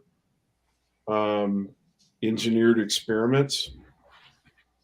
I think the activities taking place globally are all state sponsored from different countries who are likely working in concert with each other. And yes, I'm being intentionally vague. Okay. I think we can all agree that your answer probably was the best one out of Yeah. the most nuanced. Let's put it that way. Out of the ones that we got. Yeah. Pat Wiley says, "Don't forget Yellowstone." Oh yeah, that's that. Okay. Here's the next question, and I guess I go first, right? In a post-apocalyptic society, modern and technological work isn't needed. What do you think you could offer any community in exchange for food, water, and shelter? There's already plenty of security and caretakers in these groups. What skill would you offer, and why would they need it? This must be a skill you currently have. So it's not something you wish you had. It's something that you already have. I'm going to say that my animal husbandry and my knowledge on long-term storage and long-term preparation of food. That's going to be mine, and why I think it's kind of obvious why that would be important to a group. Next, Mr. Bullet. Me? Yeah. This one is especially funny for me because we've talked about my professional background a little bit, and the things that I do for a living, and I'm like kind of one of the guys that I don't know. I work on the internet at an underpinning level. I'll just say that. So this one is really kind of something that hits home for me. I have been studying and working with leather for since 2011 to be able to create tangible but useful things. So I've learned hats, I've learned bags and things that carry stuff, I've learned belts, I've learned sheaths and holsters. I'm currently learning cobbling or shoemaking. So I find leather to be a more durable material, both to work with, but it holds up over time. So that honestly is what I would say is my value. I would hope one of my values would be contributions in terms of leather work. Right. He does some very beautiful work too, folks. What about you, Darren? Is this the skills we have now, or the ones we wish we had, or The ones you wish have. you'd have? The ones you have. Yeah. He can fix anything. He's a machine Well, whisperer. not so much fixing things. It's getting things that need parts and actually being able to fabricate the part from nothing. Yes. I think that's going to be more important than anything is be able to create the missing part and make whatever work. Is going to be my value. Darren has this uncanny knack of looking at something, whether it's a motorized vehicle or it's something as simple as a wooden hobby horse, and he can look at it and figure out how to fix the dang thing quicker than anybody I've ever met. What about you, Milkmaid? What skill do you have that would be useful for 18th century Oh, living? It's breaking up so badly, but could you repeat the question? Because I missed it because my internet went wonky. In a post-apocalyptic society, modern and technology work isn't needed. What do you think you could offer any community in exchange for food, water, and shelter? There's already plenty of security and caretakers in these groups. What skill would you offer, and why would they need it? This must be a skill that you already have.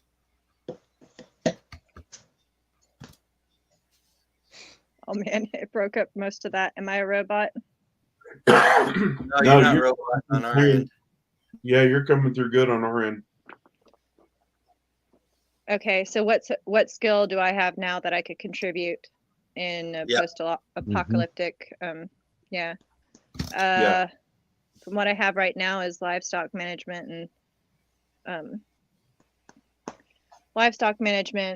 food growing and preservation, and I still feel like such a baby after all these years. So I'm hoping, and potentially natural medicine a little bit. Okay. But always learning. You've also got an educational background, don't you? What, in somewhat? teaching? Yeah. Oh, yeah, I did subbing and homeschooled kids, but the kids were pretty much to the point where they were almost teaching themselves. But yeah, I work Oh. with kids a lot. Okay. So some of the answers in chat. Naughty made the point that he's a jack of all trades, so he could be one of those type of guys. Or Pat Wiley says organizational skills, knowing what you have and where it's located could be very helpful in this scenario. Tammy Eaker, food growing, preserving, and medical training, along with being a spot-on shot. Let's She see. said- Tammy also knows how to smack a smart mouth kid too, apparently. Yeah. Starla says kids still need to be educated. I think she's pretty good at teaching. Naughty says that That's what I'm. he'd be more of a benefit from a leadership position with his military and political science background. And then what did my lovely Angela wants Pat to come organize all our stuff. Stop by my house first, please. Okay. Oh, okay. Here we go. Here's a card. A traveling witch doctor approached you, and he is paying well in junk silver and ammo for livers of the deceased. There are plenty of dead all around, and you feel this individual isn't a threat to the living. To be so close to bloated, rotting corpses would put you at risk getting several types of diseases. But you and your camp are in desperate need of ammo and barter items. Would you desecrate the bodies of your own to profit or not? Darren, you get to go first. No. I don't think so, Scooter. What's the answer? I don't think so, Scooter. I'm not going to run the risk of getting sick for some ammo and silver. Yep. That ain't going to happen. Did I say witch? Yes, I said witch doctor. What about you, Milkmaid? Tell him to kick rocks. He's crazy. Kick rocks. Kick rocks and flip flops. What about you, Bullet? I mean, at the end of the day, they're a meat sack. They're not here anymore, so their soul's gone. But at the same time, oh, there's the puppy. No, at the same time, I for the same reasons Darren said, I wouldn't want to risk unsanitary conditions or introducing, doing that can kill you faster than a witch doctor could, leaving a totem on your front porch. So Are we? this is the correct answer for this card. And remember, this is educational and entertainment purposes only. YouTube, I'm not advocating violence. You shoot him in the face. That is one card. That is one card in this entire deck. That is the only right answer for that. Somebody collecting a witch doctor collecting livers. I mean, yes, I read that right. So shoot him in the face. That's my answer. Does Full- kick rocks count for shoot him in the face? No, not quite. Stay away Big from rocks the added. voodoo. Too polite, not permanent enough. So yeah, maybe I'm wrong in my thinking, but Can we No, go I- slightly? yelling. I wouldn't want them on Okay. my phone. That's for damn sure. So there are answers. There are people. Lucky Dame and Naughty Heathen both said they don't need their liver. They may need the ammo. So glove up is what Naughty Dame says, and then There's Naughty Heathen says give me the goodies. So there are people out there. I'm serious, There's- folks. That in my mind, there's only one answer to that question. I'm sorry, but so you were gonna say something, Milkmaid? I was gonna say, I mean, this might be slightly, sort of, maybe, just hypothetically. There are other ways to get that ammo. If Yeah. he's that crazy. Yeah. I'm not a perfect person. I'm not No. claiming to be. Tag, I said at the beginning of this that there was one answer that the correct, or one card that the correct answer was shoot him in the face. I do not. In fact, I just won the apocalypse tonight with that answer. You claim the apocalypse. Huh? I do. I claim the apocalypse. Some As the- lines just should As not the be admin and orator of the game, you claim winner. crossed. That's right. Okay, next. Who goes first next time? Okay. We'll let I don't know, Milkmaid maybe- go first. Yeah, maybe Yeah. my turn. Well, Milkmaid hasn't been up here as long as you have, so let's let Milkmaid do it. Yeah, go for it. Describe 5 things someone Here's can my- do to prepare for the collapse of society. So 5 things to 5 prepare things? for the collapse. Yep.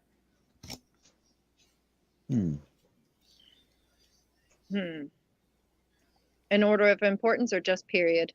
Just period. Just period. Oh, shoot. Is my internet out? Yeah, you're good. No, you're good. Maybe. Okay. Obviously, prepare food. Okay, can I lump stuff together? Prepare food, medical, ammo, all of that stuff. Training Okay. skills. Food skills. Uh-oh. So, guys, Milkmaid's running on internet that's worse than mine. So she sometimes she starts cutting out. Yeah, we just lost her. Okay. Oh, she's back. Okay, you're back, Milkmaid. My internet is horrible. Prep your supplies, training skills.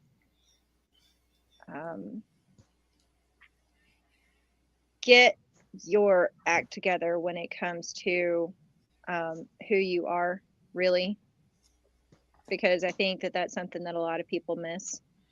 Be aware of your surroundings and what's going on. I'm blanket state meaning everything. And then I can't even think of a 5th thing. I think you covered enough. I think you did good. What about you, Bullet?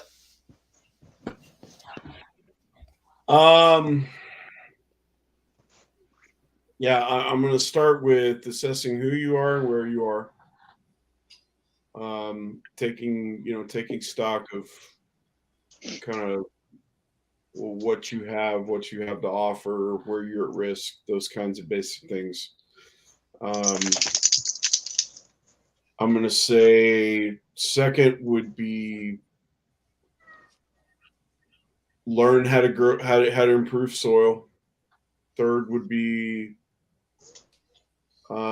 to learn how to, I don't know how to right way to say this, plants and animals, basically things that the soil can provide. Learn those things, learn how to grow and cultivate those things. Fourth would be to get yourself in in a well, to improve your defensive situation, whatever that means. It doesn't always just mean ammo. It could mean literally moving to bare land in the middle of nowhere and using the trees on your property to build your home. Make you hard to find, things like that. But improving your defensive situation, whether that means leaving cities or pick your poison for that one. Fifth, I would say, is going to be community, and honestly, that probably should be the first one. But all this, I think, all is overarching with the sixth one, and that assumes that you're kind of free of owing anything to anybody. Okay. What about you, Darren? Well, get out of debt as much as you can. That will stop owing people. And then anything starting with sustainable, your fuel, food, security and protection, energies as far as being able to stay cool in the summer and warm in the winter. That goes back to the renewable fuel sources. And then health items on top of the gardening as far as your herbs and medicines. But most of all, your walk with the Lord, the protection that He will provide for you. I think that'll cover about everything I got. Okay. So Pat Wiley was the first one to chime in on this, and she said spiritual, food, water, shelter, and defense. And she put spiritual first for a reason. And I had an answer, and she posted that, and I was like,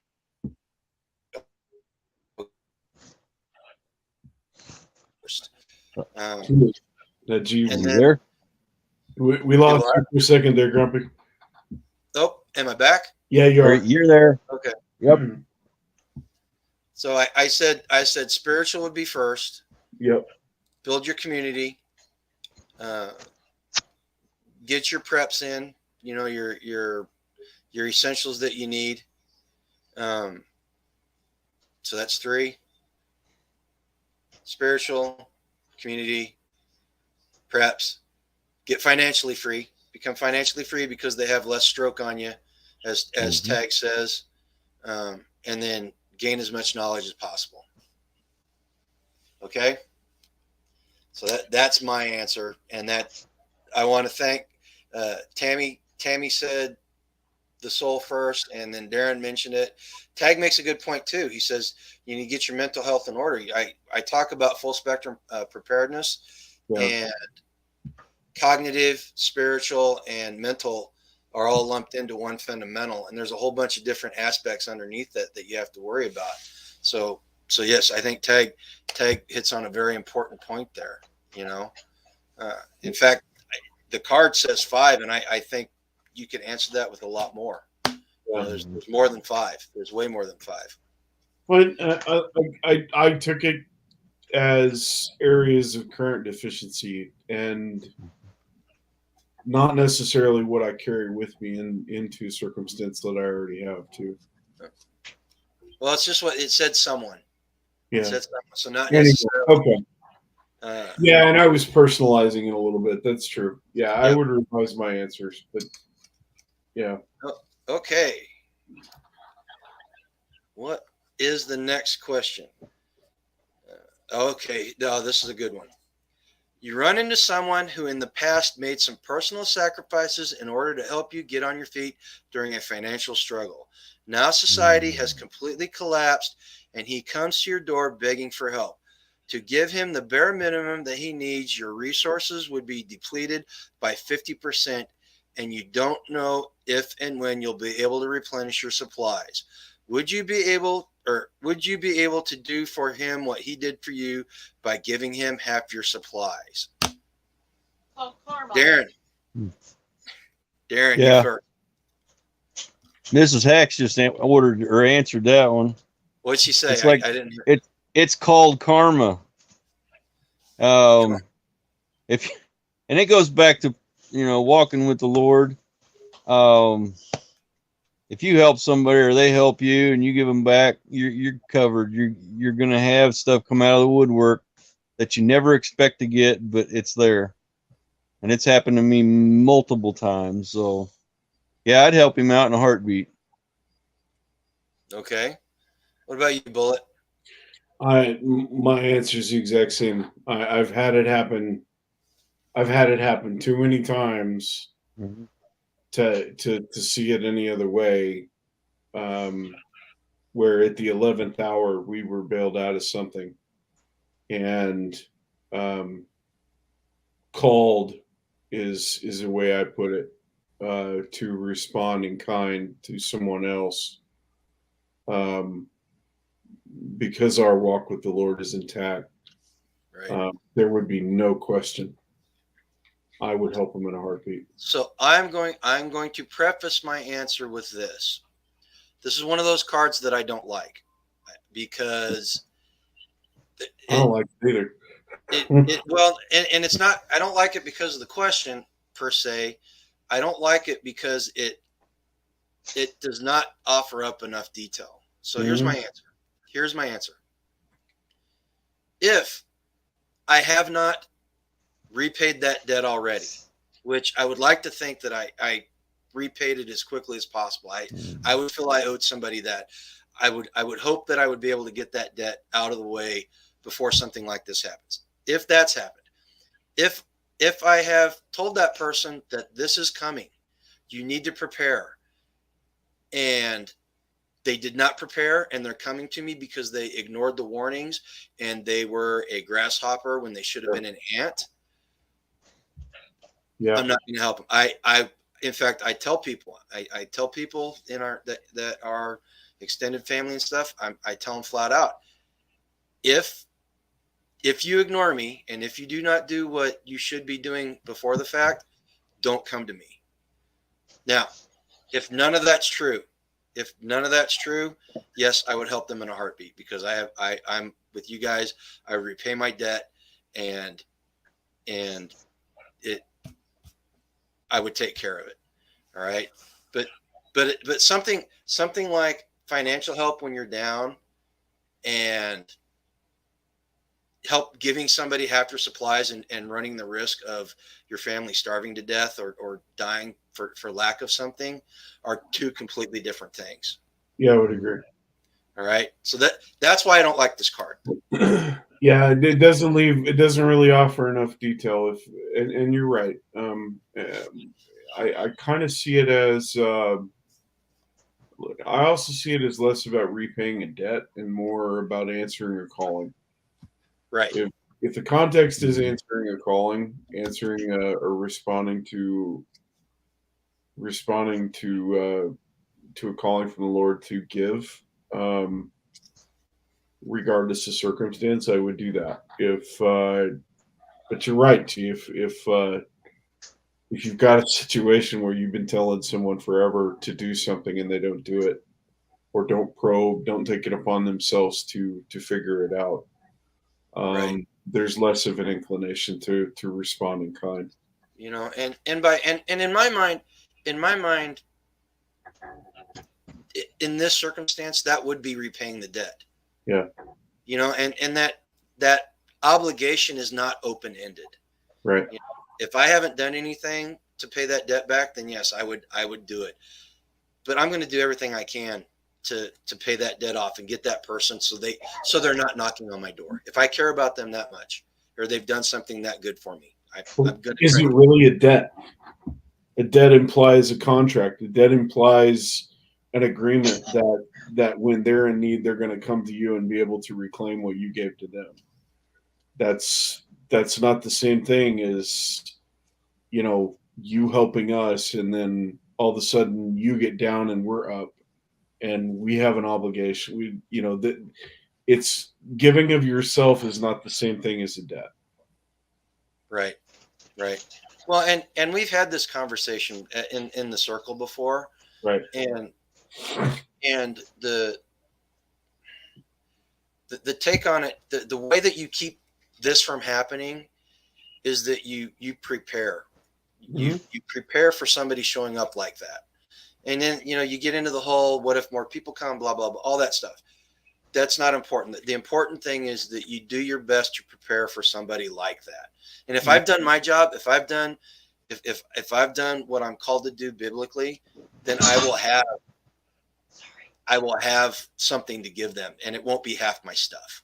Yeah. Right. Again, that's why I don't like this card, but I put it in there for that very reason.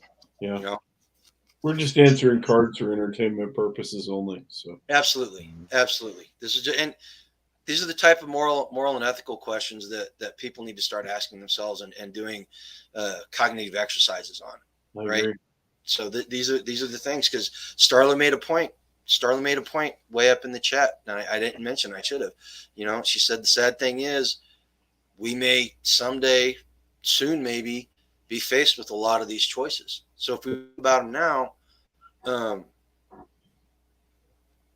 what are we going to do? Arthur says, a true friend gives without expectation of repayment. A true friend repays you anyway. So just depends. Exactly. It just depends. Right? Okay, next card. I think we've kind of beaten that horse to death, right? Okay, we got 4 more cards to do. Okay. You managed to keep your family safe for the past 2 months, but your luck has run out. Your house has just been invaded by 5 radicals. The men have 5 religious radicals. The men have tied you up and your family and looted your house and all your food supplies. Before they leave, they noticed the religious paintings on your wall. While being held at gunpoint, one of them said that if you deny your faith, they will spare your life. But if you do not, he will kill you and take your family. Would you defend your faith and your God, or would you deny God in hopes of saving your family? Darren, all right, I think I already know your answer. Daniel in the lion's den. Yeah. Just recant and whatever, bow to me, and the whole story. It's like, okay, if this is time to end it here, let's end it here, or something's gonna happen. Why do you deny what you've lived up to that point? Yep. Bring your best. Let's see what happens. What about you, Bullet? Yeah, same answer. My parents raised me on this question. Oh, did they? Yeah, 100%. Growing up, my mother said, "I love you to death," but if it came down to it, and someone put a gun in my face and said,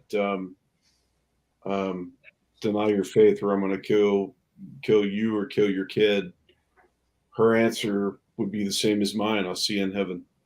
Yep, and I think the key word in that question is faith. Yep. Because if you don't have faith, you're going to say whatever they want you to say. Yep. So I agree with you guys. And the chat is pretty much, Milkmaid makes a good point. I wonder how people will react under stress, even with the cognitive exercises. No, this is true. But Naughty Heathen agreed.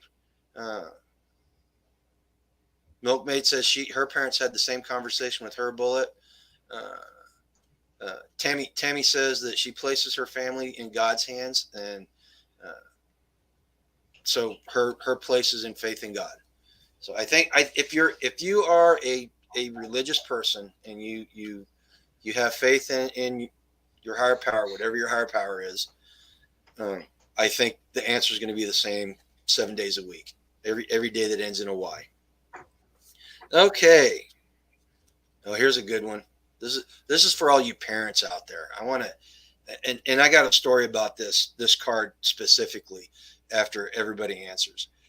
Your son or daughter died because someone who had a lot of food didn't want to share.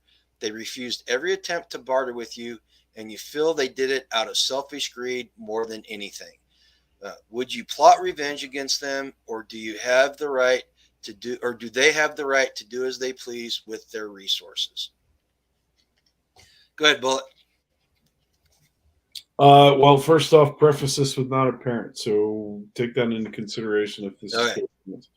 But no, I think that it degrades their integrity and degrades their value in the group to hoard, to not give. But at the same time, it's their choice to hoard or retain resources that they have, and their reasons are their own, whether they volunteer them or not. Right. Okay. What about you, Darren? You gotta have to read that question again. I kind of took it two different ways. Your son, remember, this is post-apocalyptic. Your Right. son or daughter died because someone who had a lot of food didn't want to share. They refused every attempt to barter with you, and you feel they did it out of selfish greed more than anything. Would you plot revenge against them, or do they have the right to do as they please with their resources? Okay. So the one way, you tried everything to get food. Basically, it was a starvation question. Mhm. There was nothing of value that you could do or have that this person wanted.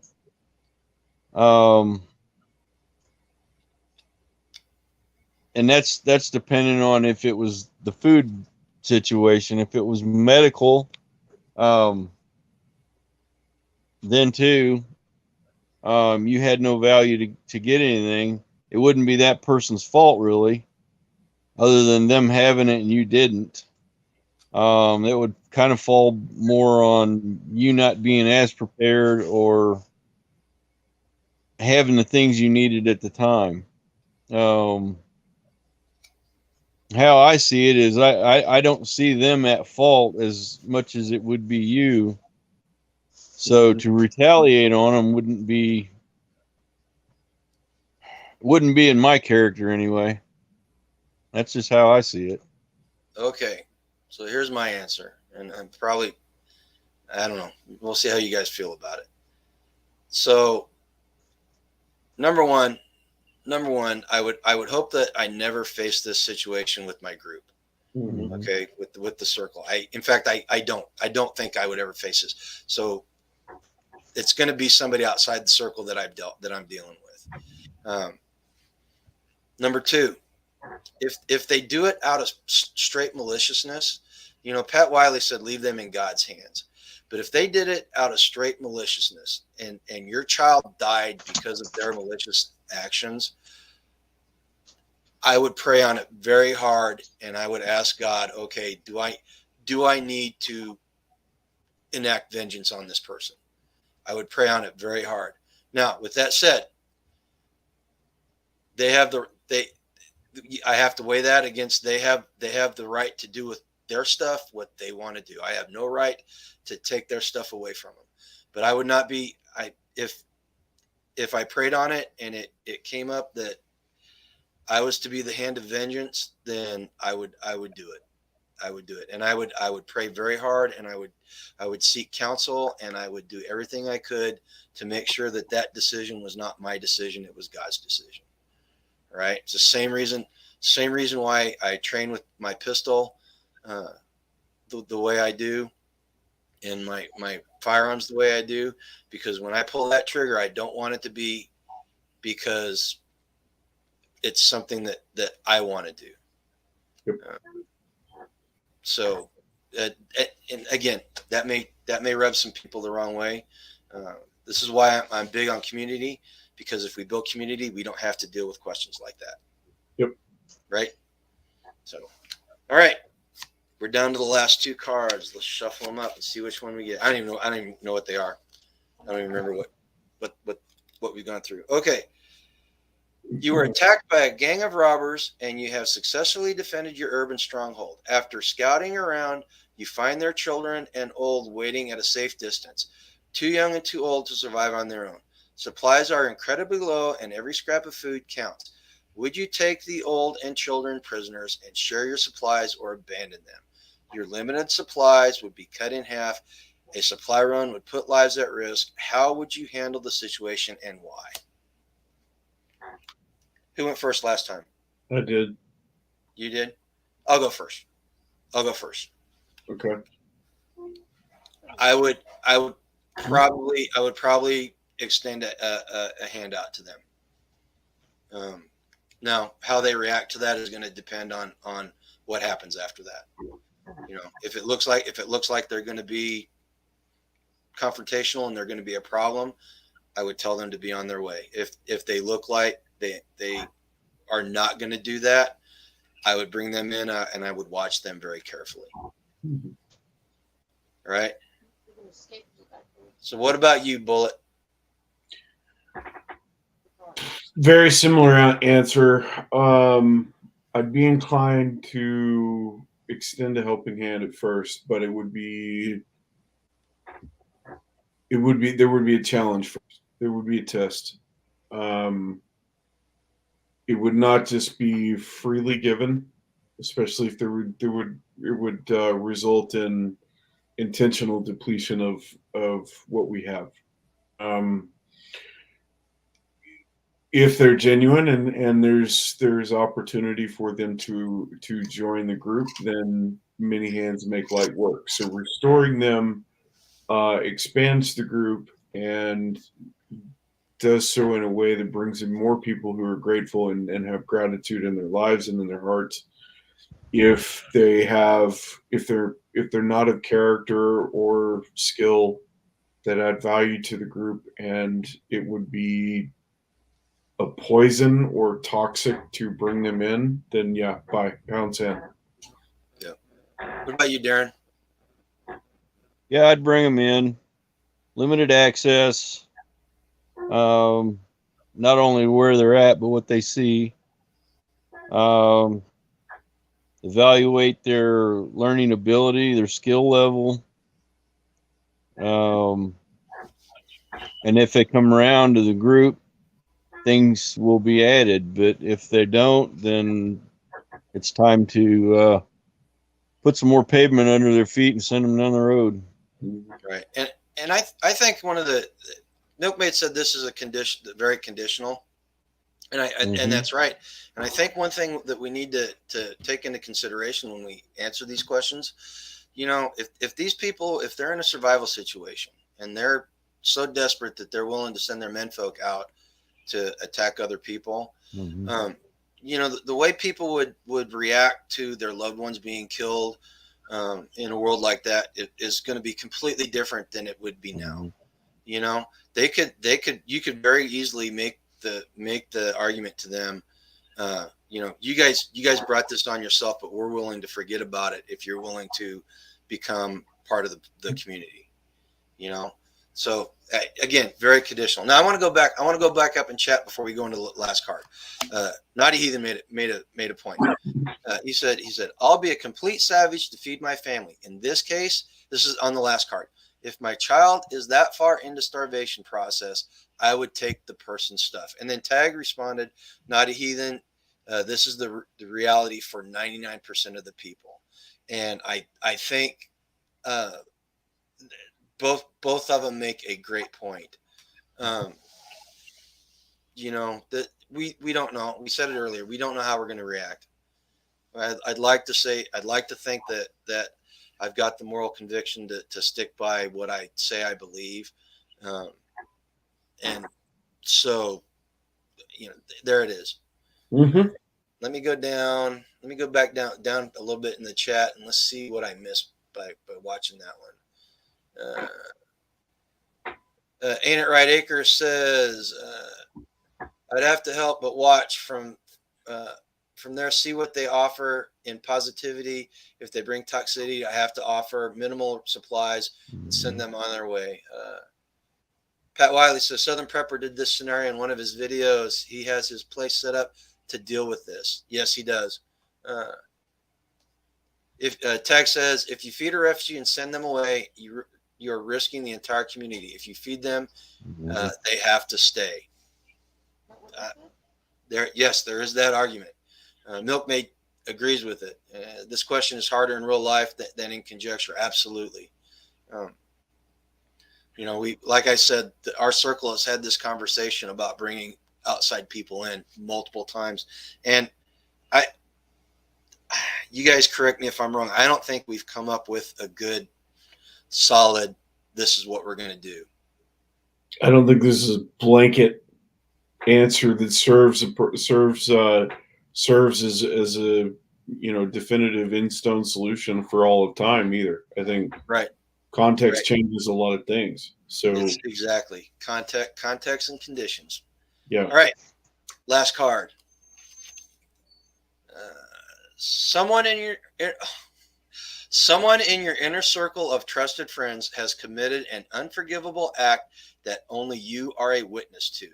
He doesn't know you are aware of what happened. You decide death is the proper punishment for what he did. There is no other way. Would you take care of him silently or secretly, or discuss his fate with others and burden them as well? Darren, you get to go. Oh, that's hard. Do it silently. Yeah, Someone in the your circle. first thought is to do it silently, and you still don't know if it's going to come back on you. Right. Especially if the community has got enough people that you might have a bystander or something, then you got to deal with that.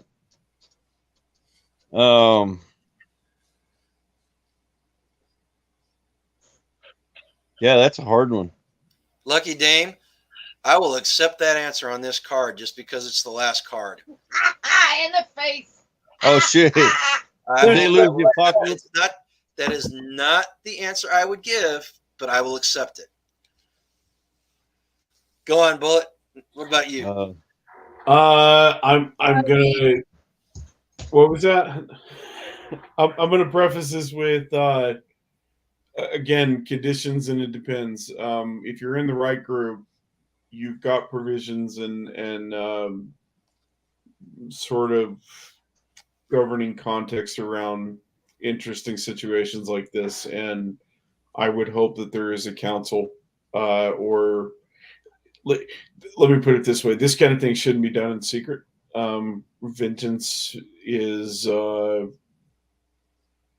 Vengeance sometimes can be necessary. We can be the hand of God, but I think that in a properly running circle, a properly running group, there should be provisions for what happens if somebody steps out of line in that way. And post-apocalyptic, that decision, just as it was defined in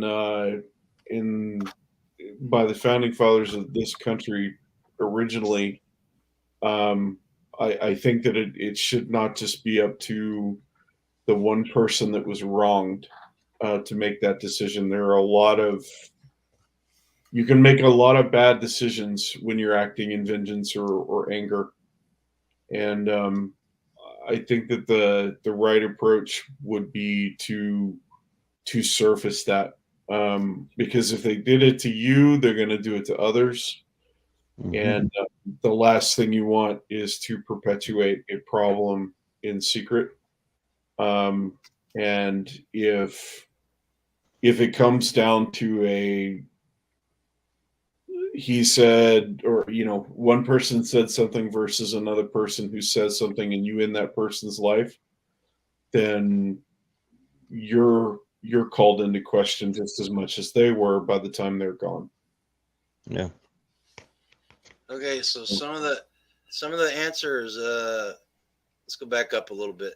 Some of the answers. Tammy says we have not been in this situation yet. We can only pray and hope, or hope and pray that we know what to do. But FOS, food for thought tonight. This has been amazing. Thank you, Tammy. Naughty Heathen says, depends on the situation. Are you a survival leader or a community leader? At that point, from a survival perspective, I'd execute them. From a community perspective, the group will decide. Yep. That's a good conditional thing too. Is where what is your role in the community, or in that situation? What is the community that's established? What is the context that Right. is established? Yeah.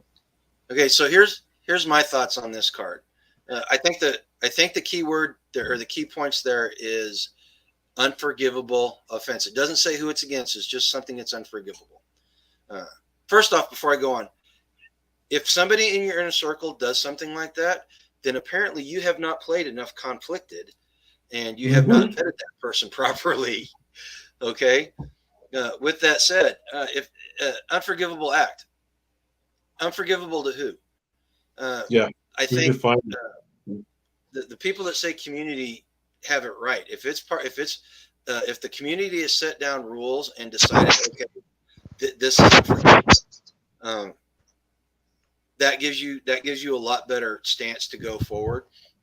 The next thing is, somebody made the point in chat that if you take actions on yourself, or you take it on yourself to take care of this, before you discuss it with the community, you're going to be left with having to explain your actions, and you're creating more turmoil than needs to be created in a obviously tough situation.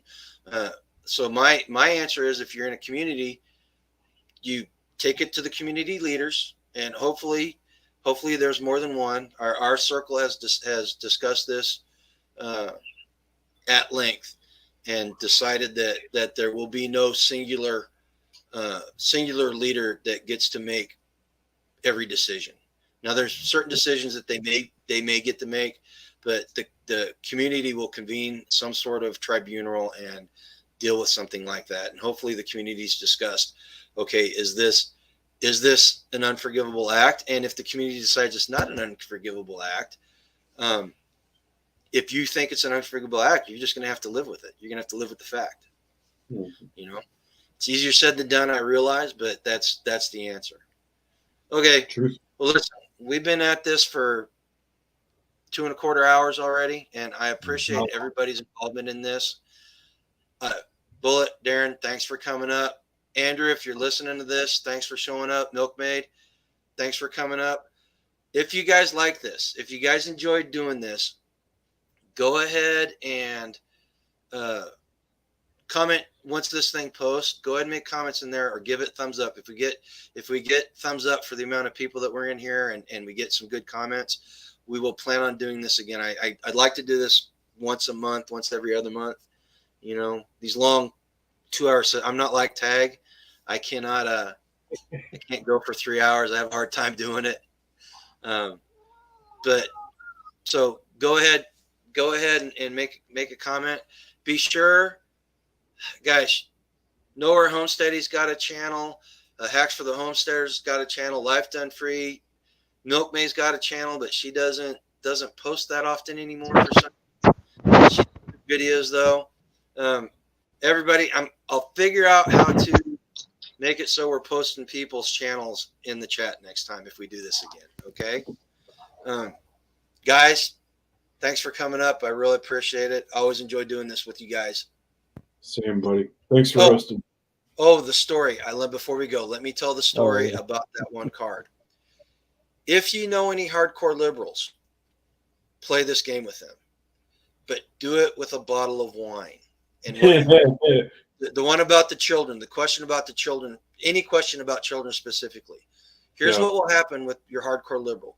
They will give liberal, touchy-feely answers until the alcohol sets in and a question comes up about their kids, and then they turn into mama bears. And they become, seriously, you will look at them and go, oh my God, who are you? I don't even know you. It happened to us in real life, and yeah, it's the honest God truth that will happen. All right. So glad you guys enjoyed it. I'm going to sign off now. I got about 10 minutes before I need to turn in. I got some stuff I got to do, and I will see you guys. Hopefully I don't have a video ready for tomorrow, so I got to figure out what to do tomorrow morning. You guys take it easy, and everybody go live a life done free. Appreciate you. Thanks, y'all.